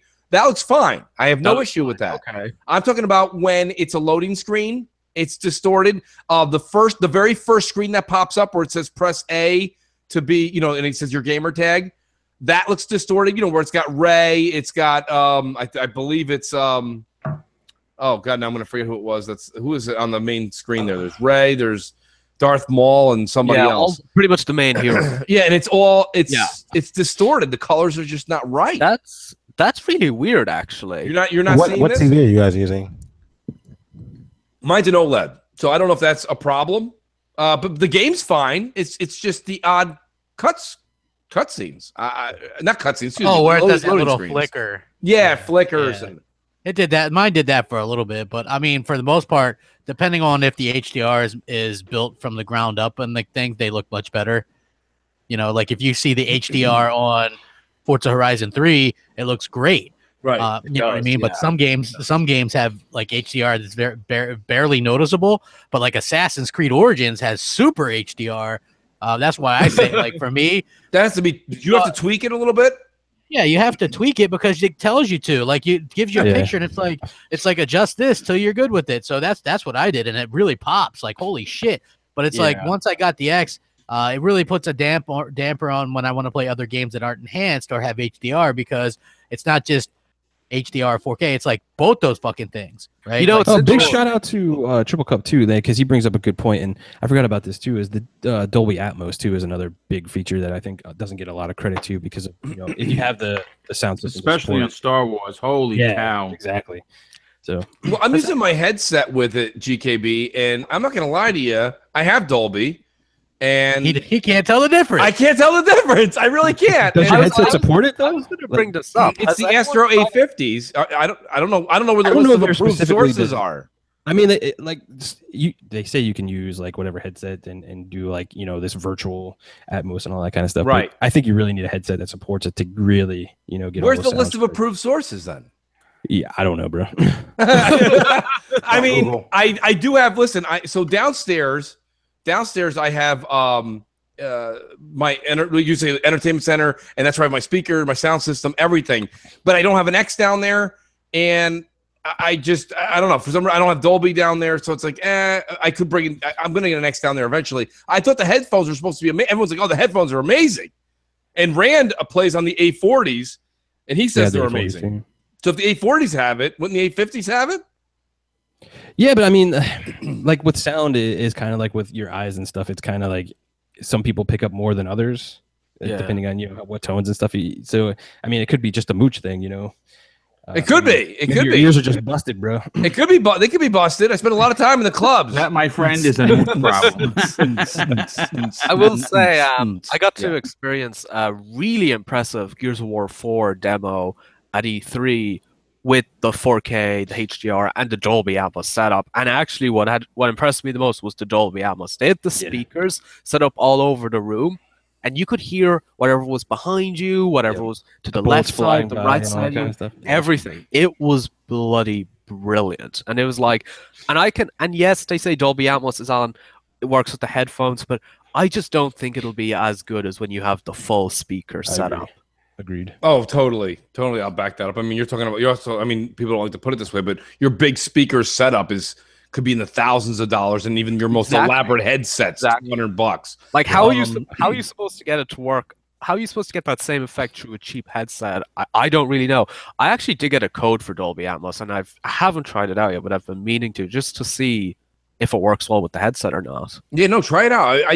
I'll be honest with you. Somebody, Z Blackrider just wrote in the chat. He goes, "Mooch, fork it out. Get the Atmos headphones." Someone sent me a link. Send it to me on Twitter. I don't know. Where's the Dolby Atmos headphones? And hi, you're the guy in Best Buy. Excuse me, where's your Dolby Atmos headphones?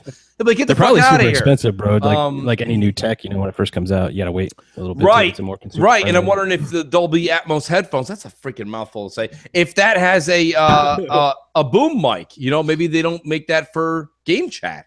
So I don't have any idea. I do know somebody here wrote in the chat, check out the Plantronics. That I do know. Yeah, that one literally on the box. A few of them say this. This one I saw the ad. It says Xbox One on the top. It's the Plantronics, and it says Dolby Atmos, you know, all over it. You know, okay, that's interesting. They're promoting it. Yeah. I don't. For Armored Reaper, if you could in the chat, what's those Plantronics going for? How much do those cost? If somebody says, I don't know, it says less than $200, and someone else wrote $99. Mooch, next time you go to the movies, do Dolby. I don't know if they're going to listen to me at the movies. Oh, he's talking about. Don't you know who I am? Mooch, damn it. And I'll take 2 pounds of Twizzlers. Get out of here.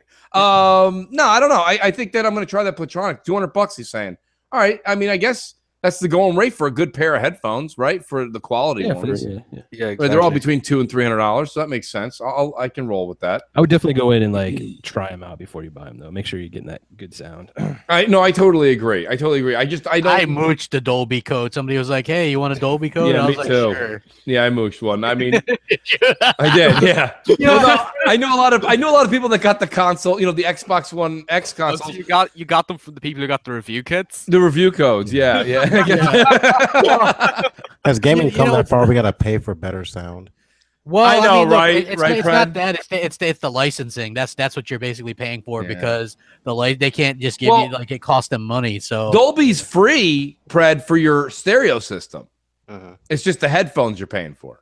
Okay. If I got that right, is that correct? Someone correct me on that? Yeah, that is true. Just want to make sure. You know what I mean? I have to go to my everything. 27. It was a lot easier hanging out. I'm glad I got my youth in the 90s because like you tell somebody like, you know what I saw yesterday? You tell them like, people like, you know what he saw? And they just roll with it. Now everybody's like, hold on, fact check. Yeah. Fact check. Yeah. Yeah, I agree. Somebody get Wikipedia out. Go ahead. Yourself is me. Like he's like Mooch. Sennheisers is where it's at. Yeah, Sennheisers are really good, but some of them fucking things are like over $1,000. Yeah, I got it. That's where I got to put the brakes on. But yeah, no, I totally agree with you guys. So listen, guys, they fixed Call of Duty World War II's headquarters. Now, this is a Mooch problem. Headquarters is useless. Is that what you're saying? Yeah, for sure. What was the problem with it, GKB, and what did they fix? Well, there's a lot of like laggy issues and all that kind of stuff, and they contributed to like the headquarters and all that stuff. I haven't tried it out since they fixed it, but like when it was there, I didn't really care. Like nobody was sitting there being like, "Hey, bro, what's going on?" and all that kind of stuff. Yeah, you get to see people open up their loot boxes and whatever, but other than that, it's like you just joined up with your team and then you went and played, Call of Duty. And this is a me problem because crap. I think somebody asked me early on. If they didn't ask me before the show, I'll tell everybody. So I've been really, really going at Star Wars Battlefront, and I've been really playing a lot of Evil Within 2. I'm on the second run through on it, and I'm enjoying those games. But the next two in succession are going to be Assassin's Creed and then Call of Duty. So I really haven't played a lot of Call of Duty yet, and I don't feel guilty about it. Not that I can't wait to it. The game is great. I played like 10 minutes of it just to see what was going on. The game looks great, but I don't have that urge with the Call of Duties the way Call of Duty used to be in the past, where when Call of Duty used to come out, I used to go home and play till like 3 a.m. and be hurting for work just so that like the next day I was already level 20, in the prestige level up. Not prestige 20, but level 20 on the way to first prestige. And now I'm like, who gives a shit? Because basically 2 reasons. There's so many games out. And number 2, you always get that influx of Call of Duty players on Christmas anyway. So even if you're a week before that, you're still ahead of the curve. What do you guys think? I mean, who's playing Call of Duty religiously? Do we have any, Pred, are you into it? Boom, GKB? I like Call of Duty, but I just like there's so much other stuff to play right now. Like I feel like if I don't keep doing the Assassin's Creed thing, and I think I'm almost done because like there's the main ones that you got to kill. I think I'm down to the final 3. So I feel like it'll turn into a Witcher 3 thing for me if I stop. Never go back to it. Yeah. Like a so I've been very careful to keep going back and playing that. You know what I mean? But Call of Duty, I think it's great. Yeah, I would agree with Crap. Like I think this Call of Duty is like fantastic. We played a shit ton of it, and it's probably one of the ones recently that I played a lot of besides Advanced Warfare. But Diablo season started, so I'm grinding that right now. Yeah, I played the campaign. I haven't really gotten to the multiplayer too much, but it's a great game. But it reminds me of the old Call of Duties. But like everyone said, I have too much other shit to play right now. I started the campaign there a few days ago, and I liked it, but the opening didn't impress me as much as Battlefield 1's. I thought Battlefield had just a fantastic campaign opening that nothing else can just come close to that. It sucks. It really blows that I don't like Battlefield that much. I don't like Battlefield. Yeah, I'm not a huge Battlefield guy either. But you're right. I think Battlefield puts out a better product. I really do think they do. Yes, exactly. Yeah. And I mean that's the thing. So that's why it's like that sucks for me. It's a me problem. I actually like Call of Duty. You're like me. You like the Call of Duty gameplay. Yes, but I admire what Battlefield does. Exactly. I say crap, and Jez is a big Battlefield. I actually played with. This is a group of three. Right? It was Mooch, Jez, and the Xbox Pope all one Saturday morning. Right? It's like Jez, Mooch, and the Xbox Pope walk into a bar, and so it's a great start of a joke, folks. Yes. But no, what I was gonna say to you was, I was just jamming out. Foxy called us out. She's heard she will play more Call of Duty than the panel put together. Wow. She's right. Is this true? Because She-Wolf streams it. GKB's got something to say. Oh yeah, I play a lot with She-Wolf after, so I'm pretty good with that too. Yeah, She-Wolf probably does have more than me because she streams all day, but. Right. Yeah. Right. But I love what Call of Duty's brought to the table. I think that first opening scene really kind of mimicked, and you guys tell me if I'm wrong. I only saw the first opening scene, the Saving Private Ryan entrance. Kind of ripped it right out of there, right? Where they let that gate open up and it was just the bullets flying in. I thought it was Band of Brothers, like point by point. I thought I was watching Band of Brothers the whole time I was playing it. Yeah, I really like that old, I guess I want to call it like the old, like that era, like that vision. You know what I'm saying? Like the artwork for that vision, for that time of the year, Jesus, like that time period. Like it looks like those old posters you used to look at when you're like looking at those old World War II posters. Yeah. Yes, I love that. Yeah. I love that part of the game itself. It brought out a lot of old, like you said, like those old war movies I used to watch back in the day. So absolutely. I mean, I'm right there with you, Pred. The thing about it, coming from your background and everything else, Pred, what do you think? Did they do a good job of representing? Oh yeah, I think they did a great job. Like you have that leader that you can't stand, that you want to fuck up every day because like the foreman, you gotta do what he says, you gotta follow his orders and stuff like that. But like, there's always another underlying issue to why he's that way, and like the story I think for the campaign was great. I loved it. I mean, it's one of the best ones I've played in a long time, and I'm not a big Call of Duty fan anymore. I stopped playing after Modern Warfare, but this storyline was really good. How many hours is that campaign, folks? Oh shit, I want to say 8. Yeah, about 8-ish. 8's decent. Yeah, that's decent for Call of Duty. I'm rushing through it. I didn't try to find everything. I just rushed through it. Very difficult. All right. Well, I need your guys' help again here. Okay. What do I do here? This is a guy you're talking. I love Bethesda. What do I do here? Okay. I want to get either Skyrim remastered or what is it? Fallout I told you 4. You got somebody who wants to mooch you a game. That's true. But then you said Ghost. What was it? Ghost Recon sounded okay. Very... Well, this is a true story, right? Shout out to Jersey. His name's Jersey, right? He's like, man, I'm a big fan of you and Mooch. I wanted to get you guys a gift you guys a game. Is there anything you don't have? So I literally look at my list and I'm like, So I look in the store and I'm looking and I was like, you know what? I heard Ghost Recon is good. Like literally, Ghost Recon is excellent. Yeah. Besides that, it's also up enhanced, so I know that I'll play it. You know what I mean? It's a long game. So he's like, sure, man. He's like, yeah, I'll hook that up. So he hooked me up with that, and then he's like, what's Mooch's gamer tag? I'm gonna hook him up with something. Does you know if he wants anything? I says, I'm not sure if he wants anything per se, but I do know that he was talking about Fallout 4 or Skyrim, and he messaged me back. He goes, yeah, he'd probably like Fallout 4 better. Everyone kind of says that, but then I get a couple people you've heard in the chat. You can see they're all saying it. I mean, Skyrim, people are saying for the nostalgia of how great the story is and the whole thing, and they're like, if you like Game of Thrones, you'll love Skyrim.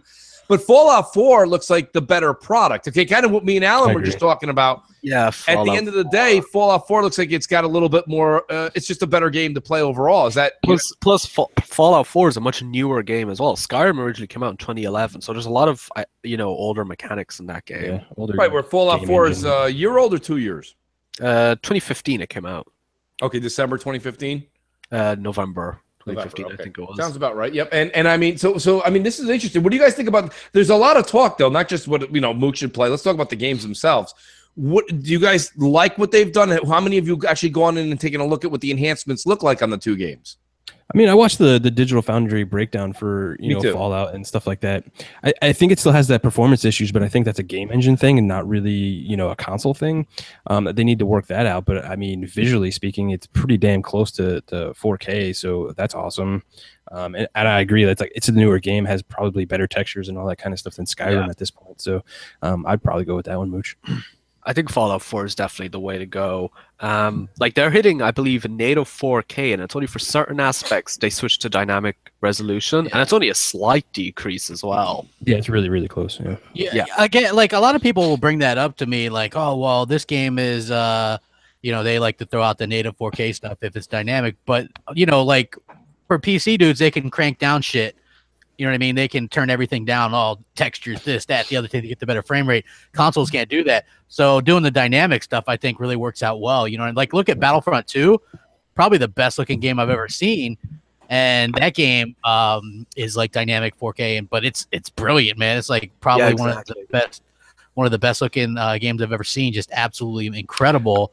I agree with you. Like crap, like a dynamic resolution, checkerboard, they're all fantastic tech, but in the context of like Fallout 4, like the performance isn't because it's dropping down and it needs to keep that. It's just losing performance just because the game engine sucks at certain points. Yeah. Other than that, it's like a fantastic, solid like 30 FPS game. So and hitting that 4K. So there's a lot of people in the chat that are saying, Mooch, as much as they may even say Fallout 4 over Skyrim, they're saying right now that Fallout 4 was a bit of a letdown, and I've heard that from a few. Now, clowns here. Yeah, I'm here. Clowns, you're my. Oh shit! Here he is, an hour after his last. Hey, listen, Clowns is a specialist. Call him Italian mime. He's a specialist. He comes in. He's like my right hand closer. Clowns, listen. Here's the deal. I know you played Fallout, didn't you? Yeah. I love the game. I beat it. Now, why is it some people are saying that 4 was a letdown? I mean, did you find that at all? I guess it's because people didn't like the idea of building, a fortress, a defense, a base, and that kind of stuff, and the little invasions that happen. People just want to get into the game like Fallout 3 and have this massive universe to explore. Are you stuck with this base, this fort? You're stuck with that? I mean, you have it, but you don't really have to pay attention to it. Okay, so it's there, but it's... What it comes down to, Mooch, is like, have you played the Fallouts before, like religiously? No. Like, so then Fallout 4 really isn't going to be a letdown for you. I think where a lot of people like coming from like the other games and stuff like that. Yep. They just want certain things and they didn't get it. So, but for you, like going into Fallout 4, you won't have those misconceptions. Did you play Fallout 4? No, I really haven't played it yet. Have you played 3?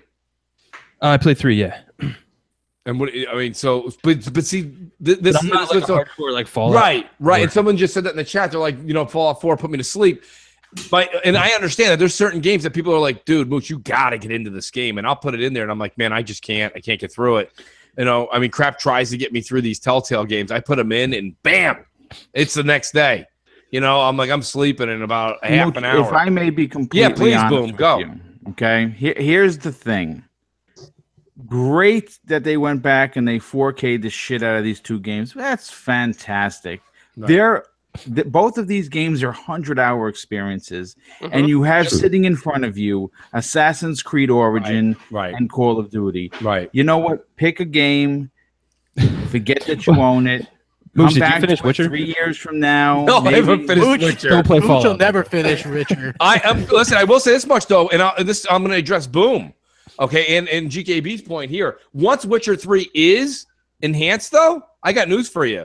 Short of like Assassin's Creed, because I'd like to finish that, because Assassin's Creed, much like Witcher, you can't just put Assassin's Creed down for a week and come back. You're like, where the hell did I leave off in this mess? No, you got to keep going with it. Yeah. So once I do Assassin's Creed, I'm going to go. But no matter what else I'm playing, like even if I'm playing like a Wolfenstein 2, I will put that down and I will play Witcher 3 and play a shit ton of it, because Witcher 3 is a game that I think everyone should.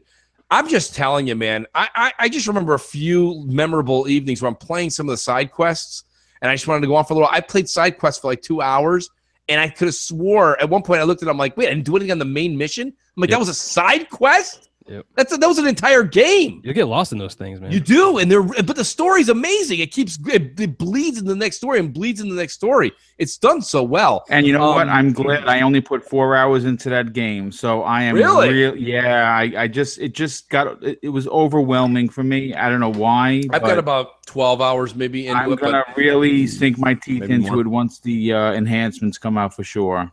Wish we had a similar boat to Boom. I bought The Witcher 3. I think I even got the season pass and everything in the one package. Thinking I was going to constantly play this for months and months and months and months.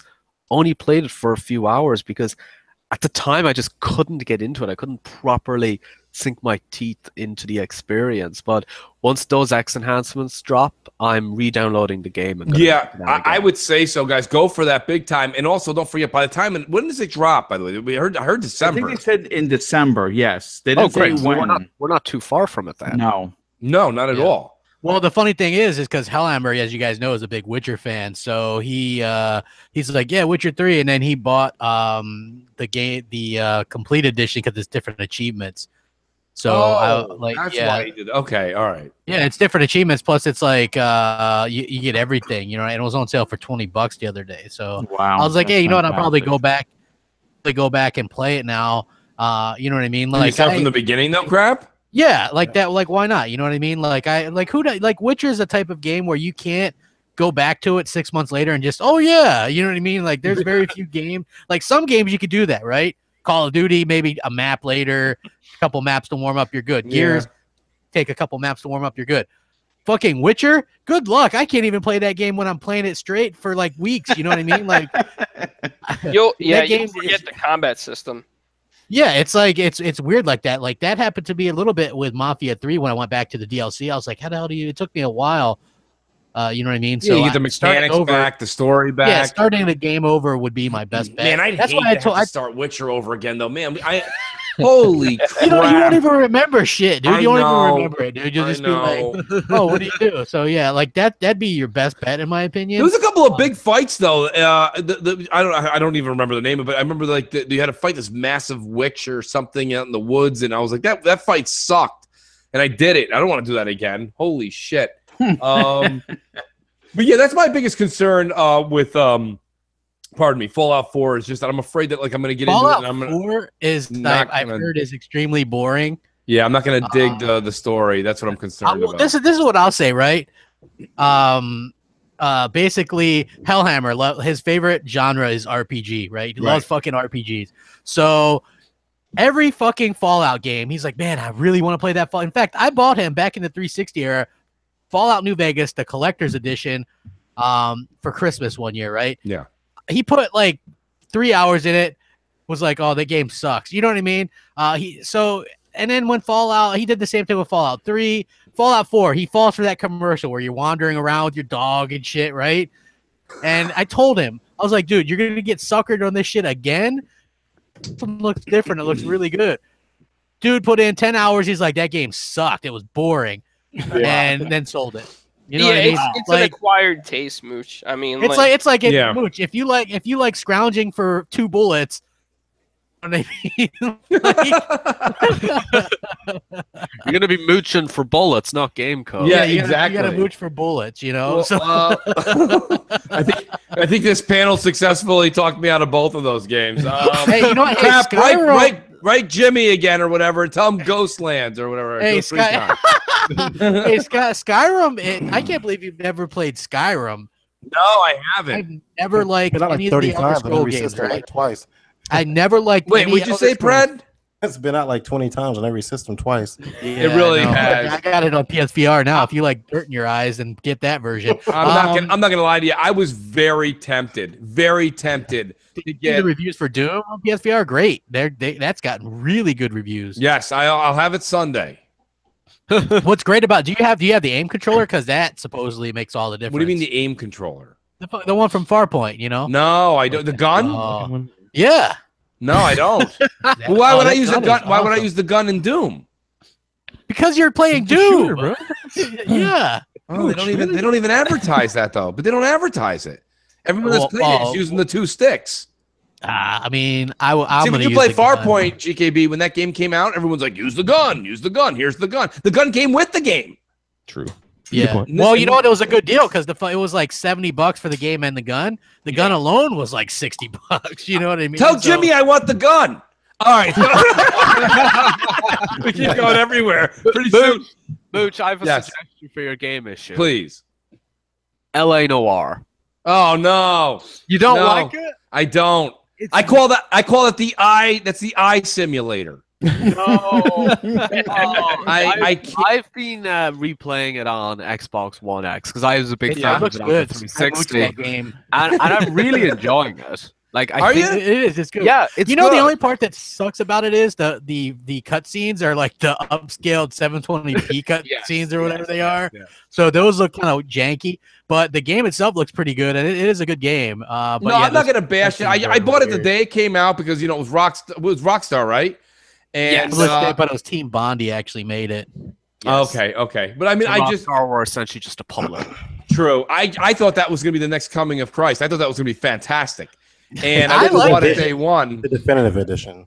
Right. I mean, what did you think? Brad, did you play it? Which game? LA Noire. No, I have not. Yeah, I mean, don't get me wrong. I'm not going to sit there and say that, Alan's wrong. Many people are actually, I can't believe how big LA Noire is. Yeah, like, I'm so surprised Rockstar remastered it. I didn't think it did that well that it was worth re-releasing it again. I shouldn't actually call it a remaster because it's not a remaster. It is just a re-release.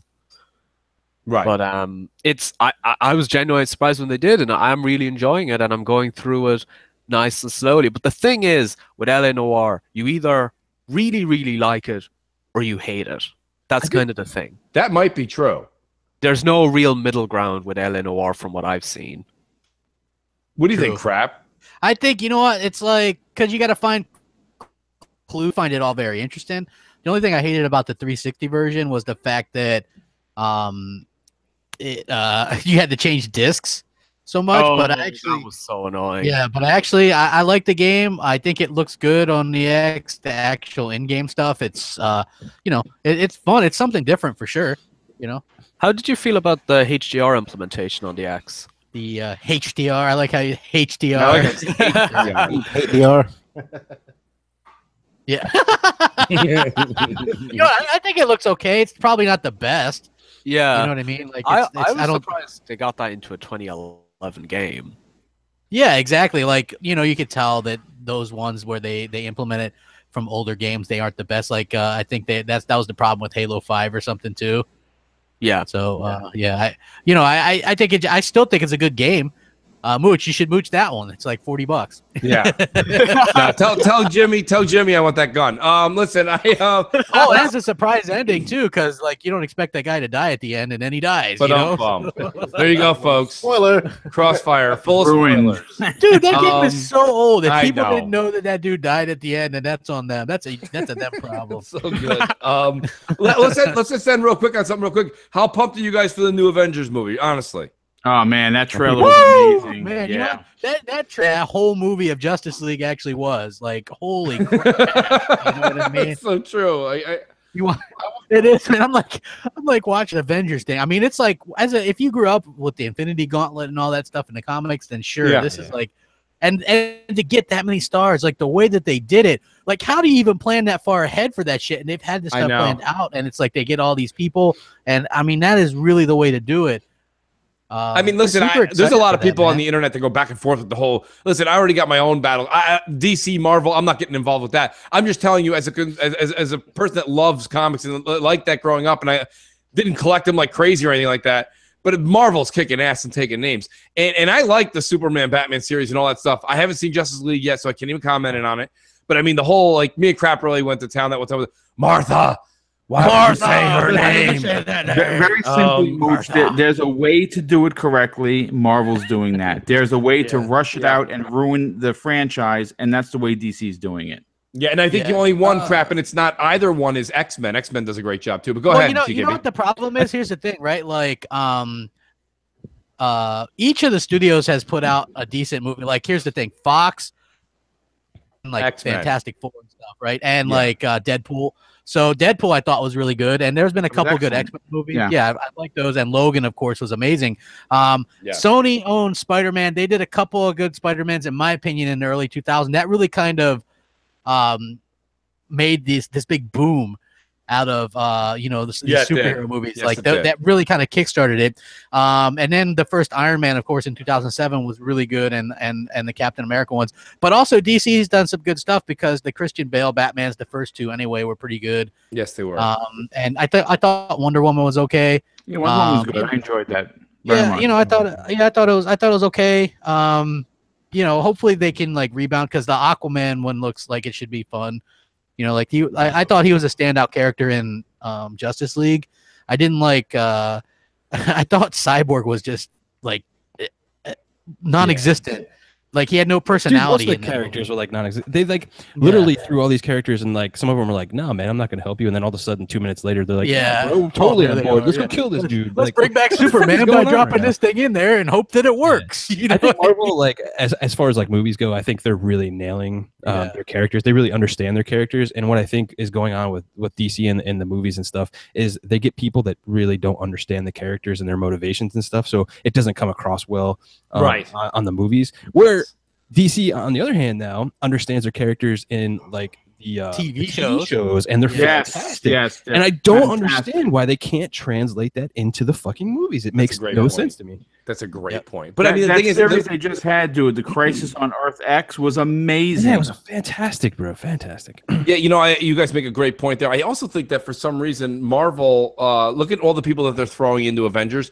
Whether you're a hardcore comic fan or you never even looked at these at all, and you just had like comic like bed sheets as a kid, they got everybody's interest, because they're the people that they're the action heroes we love to see. And I think with something like, say, Justice League, I don't know. I'm speaking for myself here, but Aquaman. Like what? It's hard to relate to Aquaman. Yeah, how do you relate to him, right? And I mean, and I know Flash. At least they gave him powers out of water, though. He was strong and shit. So there was that. Right. I mean, kind of a badass, like whatever. But it was like, I don't know, like for that whole thing, people just like to go, well, they don't got to be humorous or whatever. I like the touch of humanity in the things. Like I saw Thor Ragnarok. That movie had me rolling. I thought it was the fantastic film. Fantastic. Everyone is saying that. Versus the action crap, everyone's saying it was funny as hell. Dude, it was so funny. Like my all-time, like this is the thing. I saw that in the theaters, and me and Hal Hammer saw his favorite character's Thor. So I was like, all right, man, let's go check out this Thor movie. So you go and see it. And my favorite line, which had me laughing in the theater, people had to like be pissed off because I was just laughing so much I couldn't breathe, was there's this line where he's talking about Loki, and he's like, yeah, well, one time Loki disguised himself as a snake because I like snakes, and I pick up a snake, and then he goes, surprise, it's really me, Loki, and then he stabbed me. And I just started laughing for like 5 minutes in the theater. That was like an ad-lib line or something, right? And I just was like, I couldn't breathe, and it was like the funny, like I thought that was how you really did a movie. And I wasn't a big fan of the first two Thor movies. I thought they were okay. Yeah, they're okay. But this one was really kind of brought it together. I loved it. I thought they did a really good job with it. What's the release date on this Avengers movie? Is it May? I believe it's May 2018. Yes. Okay, well, they know how to get the hype train out there. That's awesome. And I think they're doing them at a good speed. I think they really are. I'm not like Avengered out or anything like that. Well, they got a movie coming out next year. Yeah, they got the Black Panther. Do you think Black Panther is going to hold? Do you think that's got enough to? Incredible. You think that's going to hold really good? The character itself. Yeah, it looks really good. You know what's cool is they're taking the risks with some of the other characters. They are. You know what I mean? Like they are. Which is good. Like I really like the Ant-Man movie too. I thought that was really good. That was fantastic. Yes, I didn't see Ant-Man. Yeah. So what they've done? Dude, it's. How do you not like Paul Rudd though? Right? Paul Rudd. Exactly. That's like another hilarious. It was really funny. You should check it out, Mooch.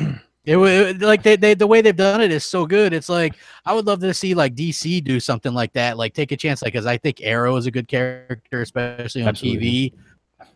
First couple seasons of Arrow, where he was just like, "You failed the city," it was just killing everybody. Yeah, dude, I was like, "That's badass." You know what I mean? And even like the Marvel stuff, like Punisher. That is badass. That's what I think I'm going to start tonight. I think that was what a great series. Taking the whole fucking series to say kill them all. I was waiting. He says this shit in the comic book like all the time, and literally you had to wait till the end for him to freaking say this goddamn thing. Like, come on, bro. Yeah. It was fantastic. It was. Good, man. Like they've done a really good job with that. I mean, even the smaller stuff that Marvel's done has been pretty good. And I agree, though. I do like these. Shout out to Graphic Guide. I really enjoyed the shit. I saw it in the theater, and I think I saw it in IMAX. But Doctor Strange was great. Oh yes. Oh, I like that too. I didn't see that till it was on Netflix. Netflix, yeah. But because I was like, I wasn't even real familiar with Doctor Strange. But then I wasn't either. Then I saw it and I was like, it's pretty good. Well, the actor they picked was just perfect.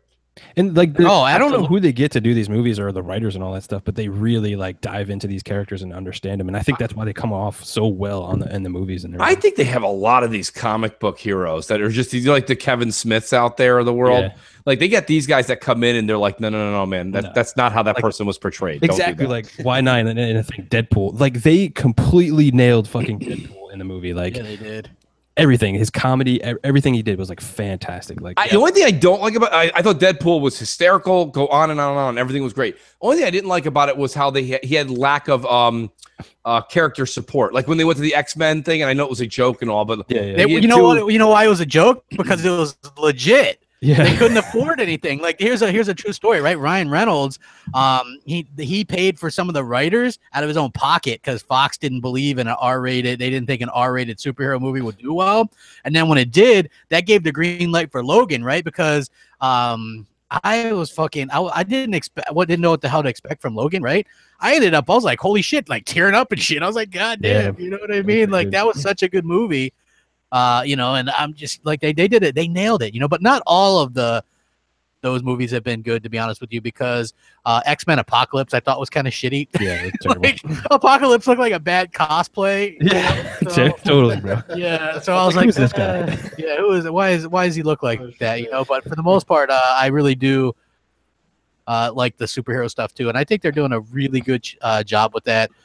Gets it together because they got good characters.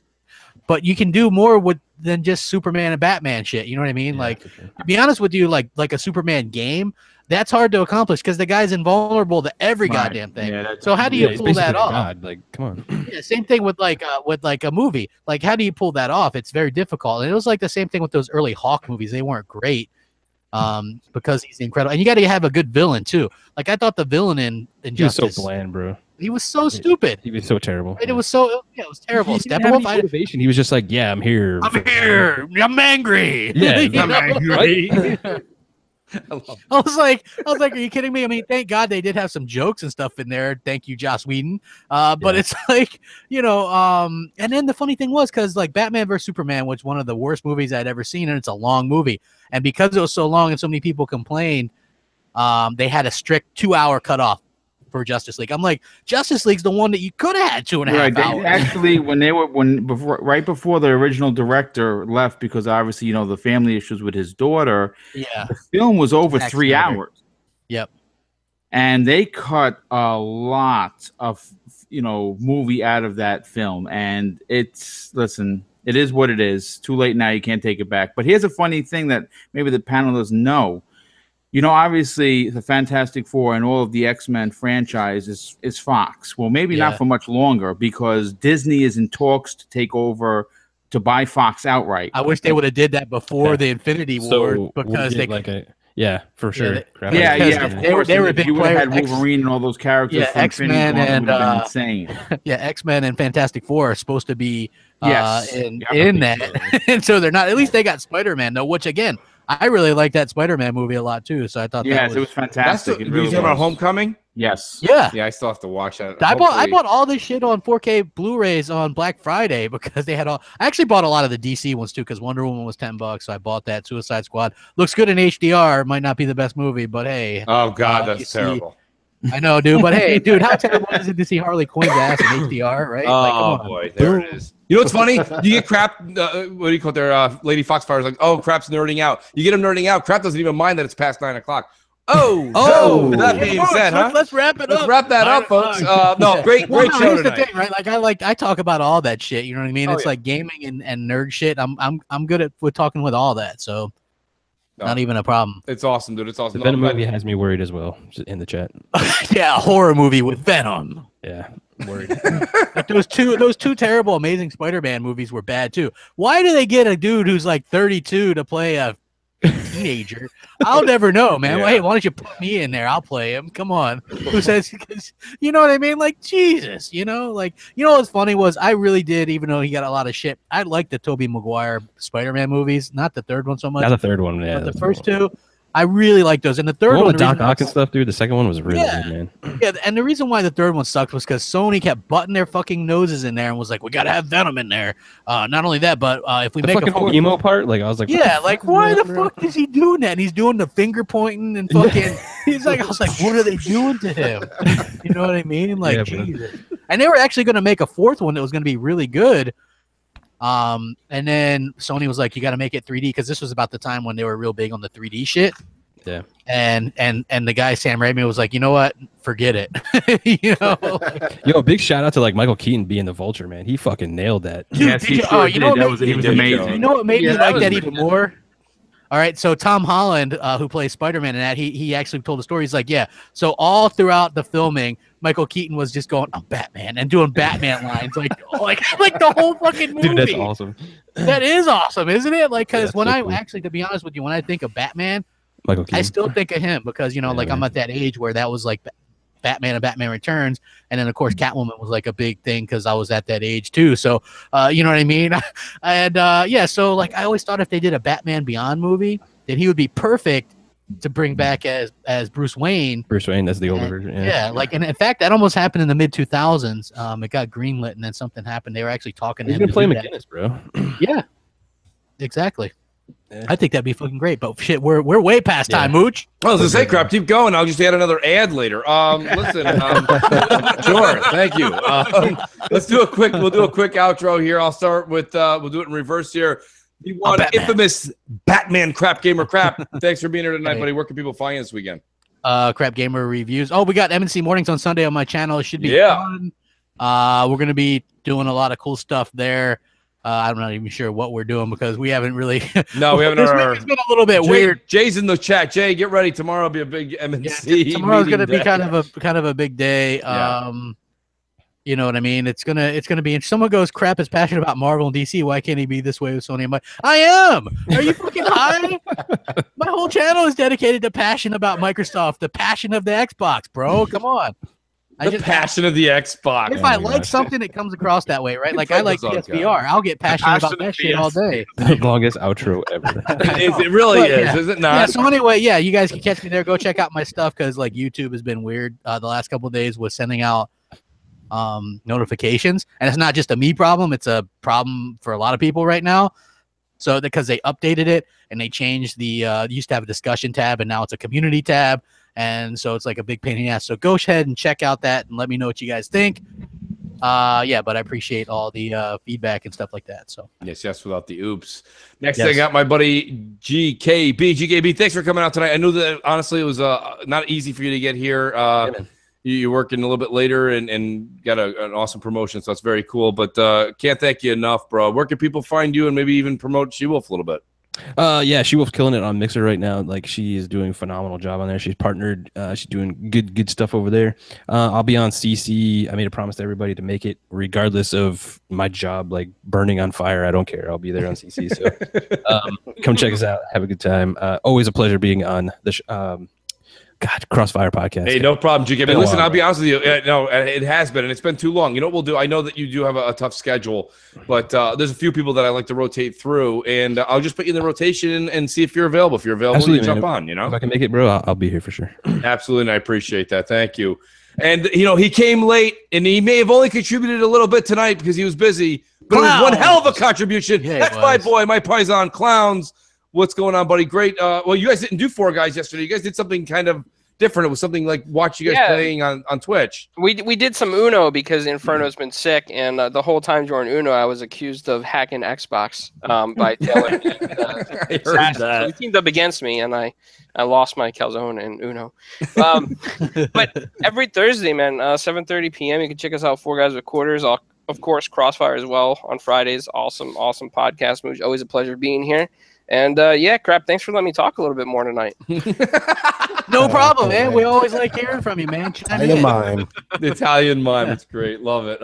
Nice. Cool. Mr. Boomstick. Boom, you got your channel. It's blowing up, buddy. We love promoting it. I think you're doing a great job. And you're also on other podcasts besides CrossFire, like CCC. And Yes. I know you do a lot of spot shows now. So where can people find you, I've been invited to a lot of shows. That was the community, like I said, has been absolutely amazing. My channel launched a month ago. It's doing very well. It's Double Barrel Gaming with Mr. Boomstick on YouTube. You can find me on Twitter at Mr. Boomstick XL. And also, you know, Coffee Casuals and Consoles. I mean, Mel is doing such a great job, and we are getting more and more followers each and every week. So come check us out on Wednesday mornings at 10:30. Very cool, Boom. No, always do. Awesome show. And then my buddy Pred, thanks for making it tonight. I know I hit you up early this morning, so kind of said, hey, any way you can make it. You're like, I'll try my best. I kind of hit him up last minute, but I always see Predator out there on Twitter, and he's doing his thing, and your points are always spot on, or at least listen. At least you're agreeing with me. And now that you're agreeing with me, I just agree with what you're writing, man. You know what it is? Fred has a mature way of thinking about things. He really does. And that's really does. I value his opinion, man. Yes. I really, really do. So, yeah, honestly, Fred, thank you for being here tonight. But where can people find you? Hey, man, Predator_H2OS on Twitter. Same thing for YouTube. I have a channel. I try to do a podcast every Sunday, but as soon as I started trying to do it every Sunday, I started getting busy every Sunday. So I try to drop something at least once a week, though. But also, I'm on the Shop Podcast on Thursdays and next podcast on Saturdays. So catch me there, and also follow me on my other channels. Very cool, Fred. And last but certainly not least, Alan Walsh from Full Throttle. Alan, thanks for joining us tonight, buddy. Just great to have your commentating on different games. Definitely your expertise in racing car games. You definitely have that genre down pat. And, you know, like I say, maybe 3-4 weeks, you know, as long as you're available, we would really love to have you back on the show. And the audience really, really digs it when you're on. So thanks for being here, Alan. And where can people find you? Thanks for having me again, Mooch. It's always a pleasure to be on the show. Like, I absolutely love it. I've said before that this is probably the best podcast in the Xbox community. Appreciate that. Because there's just, you know, everyone contributes amazing opinions. The discussion is always, you know, the top. It's great. I think it's important, Alan, and I appreciate you recognizing that. And that's why people always say to me, they say, Mooch, you know, what's going on? How do you do it? I said, I think it's really important to rotate some guests in and get some different, you know, commentating between everybody's opinions, because listen, everyone's got an opinion, and your opinion's subject to change. So it's nice to hear a different point of view every week. And Alan, I can't thank you. That's a great compliment coming from you, but do let people know where they can find you, because your information and the product that you put out is stellar. So you can find me on YouTube, on Xbox Live, on Mixer, on Twitter under the name Beetle Comet. That's kind of my online alias that I go by on most things, Instagram as well. And actually, talking about racing games and stuff, Forza have actually just announced that their leagues are going to be launching on Tuesday. This Tuesday, they're going to launch their Forza Racing Leagues, which are like competitive esports leagues for racing. And I'm really excited about those, so I'll be making a video on them to put up on my channel, hopefully tomorrow, all going well. So yeah, check me out there. And congrats on the 4K TV, because I know you just got one of those, right? Yeah, it's been the last 2 weeks have been really good in terms of product purchases. I got a 4K TV and the iPhone X, so well chuffed about both of those. Oh, Alan, next time you come on, we will do an iPhone segment. But I know between Crap and GKB, between Crap and GKB, me and you would literally be fending off for our lives. You're just gonna hear me going. My Twitter feed earlier. When I made the tweet, Mooch, today about The Verge giving the iPhone X the best phone award thing, Samsung fanboys were going off their heads at that tweet. I couldn't believe you. I couldn't believe you did it. I said Alan's got the largest balls in the world in Ireland for doing that. That is amazing that he did that. Windows Phone, people. Windows Phone. Windows Phone. It's like promoting the dinosaur race. The dinosaur race. Yes. No, guys, thank you, everybody. Thank you to the panel. Thanks for everybody in the chat. Awesome chat. Do please like the show, retweet it, let people know. We'll see you guys MNC mornings on Crap's channel Sunday morning, and we'll be back next Friday at 7 o'clock. Good night. Enjoy gaming this weekend. Later.